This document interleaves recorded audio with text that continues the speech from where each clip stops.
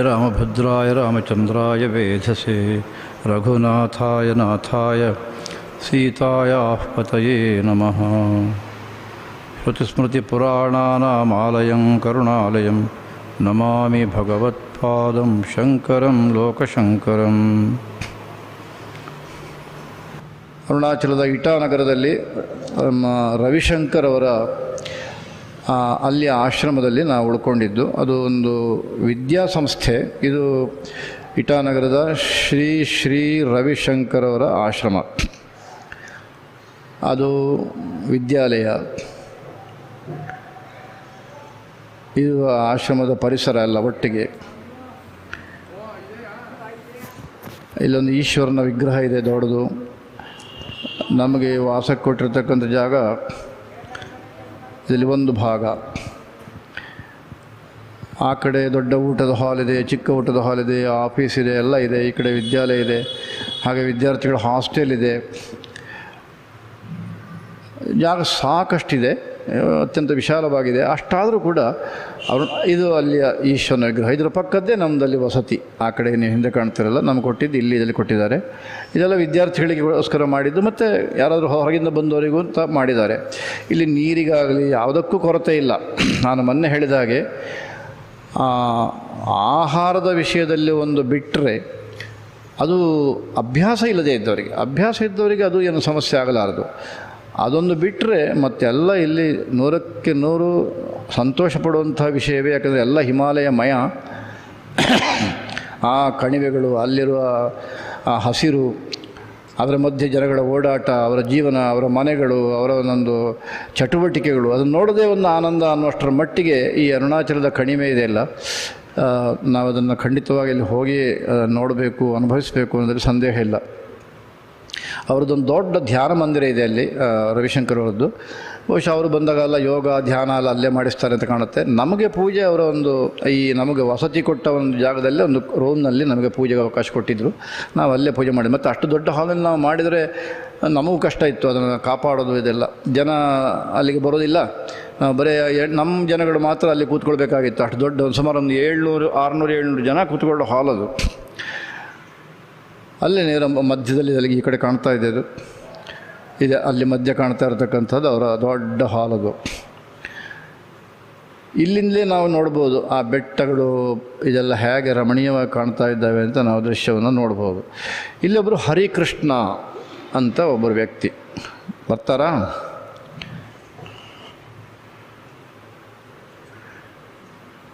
ಇಲ್ಲಿ ನಮಗೆ ಇದನ್ನು ವ್ಯವಸ್ಥೆ ಮಾಡಿಕೊಟ್ಟವರು ನಮ್ಮ ಶ್ರೀಮಾನ್ ನಾಗಾನಂದವರು. ಅವರು ರವಿಶಂಕರ ಆಶ್ರಮಕ್ಕೆ ಸ್ವಲ್ಪ ಹತ್ತಿರದವರು. ಹಾಗಾಗಿ ರವಿಶಂಕರ ಆಶ್ರಮದಲ್ಲಿ ಸಂಬಂಧಪಟ್ಟವ್ರ ಹತ್ರ ಮಾತನಾಡಿ ನಮಗಿಲ್ಲಿ ಅವಕಾಶವನ್ನು ಮಾಡಿಕೊಟ್ಟಿದ್ದು. ಹರಿಕೃಷ್ಣ ಅವರ ಹೆಸರು ಕೇಳಿದರೆ ಅಂತೂ ನಿಮಗೆ ಯಾರಿಗೂ ಕಲ್ಪನೆ ಕೂಡ ಮಾಡೋದಕ್ಕೆ ಸಾಧ್ಯವಿಲ್ಲ. ಹರಿಕೃಷ್ಣ ಅಷ್ಟೇ ಅಲ್ಲ, ಅವರ ವೇಷವೂ ಕೂಡ ಹಾಗಿದೆ. ಶುಭ್ರ ವಸ್ತ್ರ ಮತ್ತು ಶರ್ಟು ಇದೆಲ್ಲ ಶುಭ್ರವೇ. ಒಂದು ಗಡ್ಡ. ಇನ್ನೂ ವಯಸ್ಸೇನೊಂದು 30-35-38 ಇರ್ಬೋದೇನಷ್ಟೇ. ಮಾತನಾಡಲು ಗೊತ್ತಾಗೋದಿಲ್ಲ. ಆದರೆ ವಾಸ್ತವಿಕವಾಗಿ ಅವರೇ ಹೇಳಿದ್ದು ನನ್ನ ಹತ್ರ ಅಲ್ಲ, ಹರಿಪ್ರಕಾಶ್ ಅವ್ರ ಹತ್ರ. ಅವರು ಡಿ ಸೋಜಾ ಅಂತ ಬೆಳಗಾಂನವರು, ಕ್ರಿಶ್ಚಿಯನ್ನವರು. ಆದರೆ ರವಿಶಂಕರ ಆಶ್ರಮಕ್ಕೆ ಸಂಪರ್ಕಕ್ಕೆ ಬಂದು ರವಿಶಂಕರ್ ಅವರಿಗೆ ಬ್ರಹ್ಮಚಾರಿ ದೀಕ್ಷೆ ಕೊಟ್ಟು ಇಲ್ಲಿದ್ದಾರೆ ಈಗ. ಇದು ಹರಿಕೃಷ್ಣ. ಅವರಿಗೆ ಹರಿಕೃಷ್ಣ ಅಂತ ನಾಮಧೇಯವನ್ನು ಮಾಡಿದ್ದಾರೆ ನಮ್ಮ ರವಿಶಂಕರ್ ಅವರು. ಭಾಳ ಒಳ್ಳೆಯ ವ್ಯಕ್ತಿಯ ಬಗ್ಗೆ ಏನಿಲ್ಲ. ಎಷ್ಟಂದರೂ ತಾನು ಕ್ರಿಶ್ಚಿಯನ್ ಸಮಾಜದಿಂದ ಬಂದವರಾದ್ದರಿಂದ ಇಲ್ಲಿಗೆ ಬಂದರೂ ಕೂಡ ಒಂದಷ್ಟು ಅವರದ್ದೇ ಆದಂಥ ನಿಲುವುಗಳು ಇತ್ಯಾದಿಗಳು ಇರೋದು ಸಹಜ. ಆದ್ದರಿಂದ ಅವರು ಪೂಜೆಗೆಲ್ಲ ಬರಲಿಲ್ಲ. ಉಳಿದಂತೆ ಅವರ ಅಲ್ಲಿ ಇನ್ನೊಂದಿಬ್ಬರು ಇದ್ದಾರೆ, ಭರತ್ ಮತ್ತು ಇನ್ನೊಬ್ಬರು. ಅವರೊಬ್ಬರು ಜಾರ್ಖಂಡಿಂದ ಬಂದಿದ್ದಾರೆ, ಇನ್ನೊಬ್ಬರು ಕೇರಳದಿಂದ ಬಂದಿದ್ದಾರೆ. ಅವರೆಲ್ಲ ಹೇಗೆ ಪೂಜೆಗೆಲ್ಲ ಬಂದು ಭಾಳ ಸಂತೋಷವನ್ನು ನಮ್ಮೊಟ್ಟಿಗೆ ಸೇರಿದ್ದರೋ ಹಾಗೆ ಇವರು ಸೇರ್ತಾ ಇರಲಿಲ್ಲ. ಆದರೆ ನಮ್ಮ ಎಲ್ಲ ವ್ಯವಸ್ಥೆಗಳ ಬಗ್ಗೆ ಗಮನ ಕೊಟ್ಟು ಅತ್ಯಂತ ಚೆನ್ನಾಗಿ ವ್ಯವಸ್ಥೆಯನ್ನು ಮಾಡಿದ್ದು ಈ ಹರಿಕೃಷ್ಣ. ಅಷ್ಟೇ ಅಲ್ಲ, ಹಿಂದಿನ ದಿವಸ ನಾವು ಅಲ್ಲಿಗೆ ಹೋದ ದಿವಸ ನಾವು ಮಾತಾಡ್ತಾ ಇದ್ದು. ಅವರು ನಮ್ಮನ್ನು ಅಲ್ಲಿ ವಸತಿಗೆ ಸೇರಿಸೋದಕ್ಕೆ ಬಂದಿದ್ದರು. ಅದಾದ ಮೇಲೆ ಮಾತುಕತೆ ಆಡುವಾಗ ಇಲ್ಲಿ ನೋಡುವಂಥದ್ದು ಏನೆಲ್ಲ ಇದೆ ಅಂತ ನಾನು ಕೇಳಿದೆ. ಅದಕ್ಕೆ ಕಾರಣ ಏನು ಅಂದರೆ, ಕೇಳಿದ್ದದು ಇವರು ಶ್ರೀಧರ್ ರೆಡ್ಡಿ ಅವರು. ಅದಕ್ಕೆ ಕಾರಣ ಏನು ಅಂದರೆ, ಮರುದಿವಸ ನಮಗೆ ಒಂದು 2-3 ಶಾಲೆಯವರು ಬಂದು ಅಲ್ಲಿ ನಮ್ಮನ್ನು ಕರ್ಕೊಂಡೋಗಿ ಅಲ್ಲಿ ಉಪನ್ಯಾಸ ಇದೆಲ್ಲ ಮಾಡೋದಕ್ಕೆ, ಸ್ತೋತ್ರ ಹೇಳಿಕೊಡೋದಕ್ಕೆ ಅವಕಾಶ ಕೊಡ್ತೇವೆ ಅಂತ ಹೇಳಿದವರು ಇದ್ದರು. 2 ಶಾಲೆಯವರು, ಒಂದು ದೇವಸ್ಥಾನದವರು. ಅವರಾಗೆ ಹೇಳಿದ್ದಾರೆ ಸಂತೋಷಪಟ್ಟು. ಅವರು ದರ್ಶನಕ್ಕೆ 7 ಗಂಟೆಗೆ ಬರ್ತಾರೆ ಅಂತಲೂ ಕೂಡ ಹೇಳಿದರು. ನಾವು ಕಾಯ್ತಾ ಇದ್ದೇವೆ, ಅವರು ಕಾಣಲಿಲ್ಲ, ಬರಲಿಲ್ಲ. ಅವರು ಹರಿಕೃಷ್ಣ ಕೂಡ ಪ್ರಯತ್ನ ಪಡ್ತಾರೆ, ಅವರಿಗೆ ಪರಿಚಯದವರೇ ಅವರು. ಯಾವಾಗ ಅವರು ಬರಲಿಲ್ಲ, ಮತ್ತು ಹಾಗಾದ್ರೆ ನಾಳೆ ಕಾರ್ಯಕ್ರಮ ಏನು ಅನ್ನೋದು ಪ್ರಶ್ನಾರ್ಥಕ ಆಯಿತು. ನಾವಲ್ಲಿ ಹೋಗಿ ಏನು ಮಾಡೋದು, ಈಗ ಕೆಲಸ ಏನೂ ಇಲ್ಲ, ಹೋಗೋದಕ್ಕೆ ನಮಗೇನು ಅಲ್ಲಿ ಜಾಗನೂ ಇಲ್ಲ ಅಂತಂದರೆ ಇಡೀ ದಿವಸ ಹೋಗುತ್ತಲ್ಲ, ಏನು ಮಾಡೋದು ಅಂತ ವಿಚಾರ ಮಾಡಿ ಕೊನೆಗೆ ನಾವು ಪರಸ್ಪರ ಮಾತನಾಡ್ಕೊಳ್ತಿದ್ದು. ಆಮೇಲೆ ಹೆಗಡೆಯವ್ರು ಕೇಳಿದ್ರು, ಇಲ್ಲಿ ನೋಡುವಂಥ ಜಾಗಗಳಿನ್ನು ಯಾವುದು ಅಂತ. ಆವಾಗ ಇದೇ ಹರಿಕೃಷ್ಣ ನಮಗೆ ಹೇಳಿದರು, ಝೀರೋ ವ್ಯಾಲಿ ಅಂತ ಒಂದು ವ್ಯಾಲಿ ಇದೆ ಇಲ್ಲಿ, ಅದು ನೋಡುವಂಥದ್ದು. ಜನಗಳೆಲ್ಲ ಹೋಗ್ತಾರೆ, ಇಲ್ಲಿಗೆ ಬಂದವರೆಲ್ಲ ಸಾಮಾನ್ಯ ಹೋಗ್ತಾರೆ, ನಾವೇ ಕರ್ಕೊಂಡು ಹೋಗಿದ್ದೇವೆ. ಅಲ್ಲಿ ಒಂದು ಈಶ್ವರ ದೇವಸ್ಥಾನ ಇದೆ. ಇದು ಅತ್ಯಂತ ಪ್ರಾಚೀನವಾದ ದೇವಸ್ಥಾನ ಅಂದರೆ ಒಂದು ಈಶ್ವರ ಲಿಂಗ ದೇವಸ್ಥಾನ. ಇನ್ನೂ ಪೂರ್ತಿ ಅದೇನು ಇದಾಗಲಿಲ್ಲ. ಅಲ್ಲಿ ಬೇಕಾದ್ರೆ ನೀವು ಹೋಗಿ ಬರ್ಬೋದು ಅಂತ ಹೇಳಿದರು. ಸರಿ, ನಾವು ಸುಮ್ಮನೆ ಕೇಳಿಸ್ಕೊಂಡು ಇನ್ನು ಝೀರೋ ವ್ಯಾಲಿಗೆ ಹೋಗೋದು ಇದೆಲ್ಲ ಹೇಗಪ್ಪ ಅಂತೆಲ್ಲ ಇತ್ತು. ಅದು ಮರುದಿವಸ ನಾನು ಬೆಳಗ್ಗೆ ಅನುಷ್ಠಾನ ಮುಗಿದ ಮೇಲೆ ಪ್ರಾರ್ಥನೆ ಮಾಡಿ ನೋಡಿದೆ, ಹೋಗು ಝೀರೋ ವ್ಯಾಲಿಗೆ ಅಂತ ಬಂತು. ಹಾಗೆ ಬಂದ ಮೇಲೆ ನಾನು ಹೊರಗೆ ಪೂಜೆಗೆ ಬಂದ ತಕ್ಷಣ ಇವರು ಎದುರಿದ್ದರು, ಶ್ರೀಧರ್ ರೆಡ್ಡಿ ಅವರು. ಹೇಳಿದೆ, ಇಲ್ಲ ಈಗ ನಾವು 11 ಗಂಟೆ ಒಳಗಡೆ ಝೀರೋ ವ್ಯಾಲಿಗೆ ಹೊರಡಬೇಕೆಲ್ಲ, ಎಲ್ಲ ಬೇಗ ಊಟ ತಿಂಡಿ ಅದೆಲ್ಲ ಮಾಡಬೇಕು, ಬೇಗ ಮಾಡಿ ನಾವು ಹೊರಡೋಣ. ಹರಿಕೃಷ್ಣ ಅವರಿಗೂ ಹೇಳಿ, ಎಸ್ಕಾರ್ಟ್ನವರಿಗೂ ಎಲ್ಲ ವ್ಯವಸ್ಥೆ ಮಾಡಿಬಿಡಿ ಅಂತ ಹೇಳಿ ನಾನು ಪೂಜೆಗೆ ಹೋದೆ. ಅಷ್ಟೇ ಸಮಯದಲ್ಲಿ 6:15 ನಾನು ಹೊರಗೆ ಬಂದು, 6:40 ನಾನು ಹೊರಗೆ ಬಂದು ಇವರಿಗೆ ಹೇಳುವಾಗ ಚಕ ಅಂತ ಎಲ್ಲ ಉತ್ಸಾಹದಿಂದ ಪರಸ್ಪರ ಸೂಚನೆ ಕೊಟ್ಕೊಂಡ್ರು. ಹರಿಕೃಷ್ಣ ಸೇರಿದರು. ಹರಿಕೃಷ್ಣ ತಾನೂ ಬರ್ತೇನೆ ಅಂತ ಒಪ್ಕೊಂಡ್ರು. ನಮಗೆ ಇನ್ನೂ ಧೈರ್ಯ ಆಯಿತು, ಆ ಪ್ರದೇಶ ಗೊತ್ತಿದ್ದವರೊಬ್ಬರು ನಮ್ಮೊಟ್ಟಿಗೆ ಇರ್ತಾರಲ್ಲ ಅಂತ. ಕೊನೆಗೆ ಸರಿಯಾಗಿ 11 ಗಂಟೆಗೆ ನಾವು ಝೀರೋ ವ್ಯಾಲಿಗೆ ಹೊರಟವು. ಇದು ಝೀರೋ ವ್ಯಾಲಿಯ ಒಂದು ಈಶ್ವರಲಿಂಗ, ಸ್ವಯಂಭೂ ಶಿವಲಿಂಗ ಇದೀಗ. ಇದೀಗ ದೇವಸ್ಥಾನದ ಒಳಗಿಂದು ಮಾತ್ರ ನಮಗೆ ತೋರಿಸ್ತಾರೆ. ಇಡೀ ಜಗತ್ತಿನಲ್ಲಿ ಅಲ್ಲ, ಹಾಗೆ ಹೇಳಲೇಬೇಕದು, ಜಗತ್ತಿನಲ್ಲಿ ಬೇರೆ ಎಲ್ಲಿ ಶಿವಲಿಂಗ ಇದೆ ನನಗಂತೂ ಗೊತ್ತಿಲ್ಲ. ಅಂತೂ ಒಟ್ಟು ಇಡೀ ಜಗತ್ತಿನಲ್ಲಿ ಅವರ ಗೂಗಲ್ನಲ್ಲಿ ಅದರಲ್ಲಿದೆಲ್ಲ ಇದರ ಬಗ್ಗೆ ಹಾಕಿದ್ದ ಹಾಗೆ ಇಷ್ಟೊಂದು ಎತ್ತರದ ಸ್ವಯಂಭೂ ಶಿವಲಿಂಗ ಇಲ್ಲವೇ ಇಲ್ಲ. ಇದೇ ಒಂದು ಅತ್ಯಂತ ಮುಖ್ಯವಾದ್ದು. ಜೊತೆಗೆ ಇನ್ನೊಂದಷ್ಟು ವಿಗ್ರಹಗಳೆಲ್ಲ ಅಲ್ಲಿ, ಗಣಪತಿ, ಆಮೇಲೆ ಸುಬ್ರಹ್ಮಣ್ಯ, ಪಾರ್ವತಿ ಇದೆಲ್ಲ ಅಲ್ಲಿದೆ ಅಂತ ಅವರು ಅದನ್ನೆಲ್ಲ ತೋರಿಸ್ತಾರೆ. ಇದರ ಬಗ್ಗೆ ಕಥೆಯೆಲ್ಲ ನೀವು ಗೂಗಲ್ನಲ್ಲೇ ನೋಡ್ಬೋದು.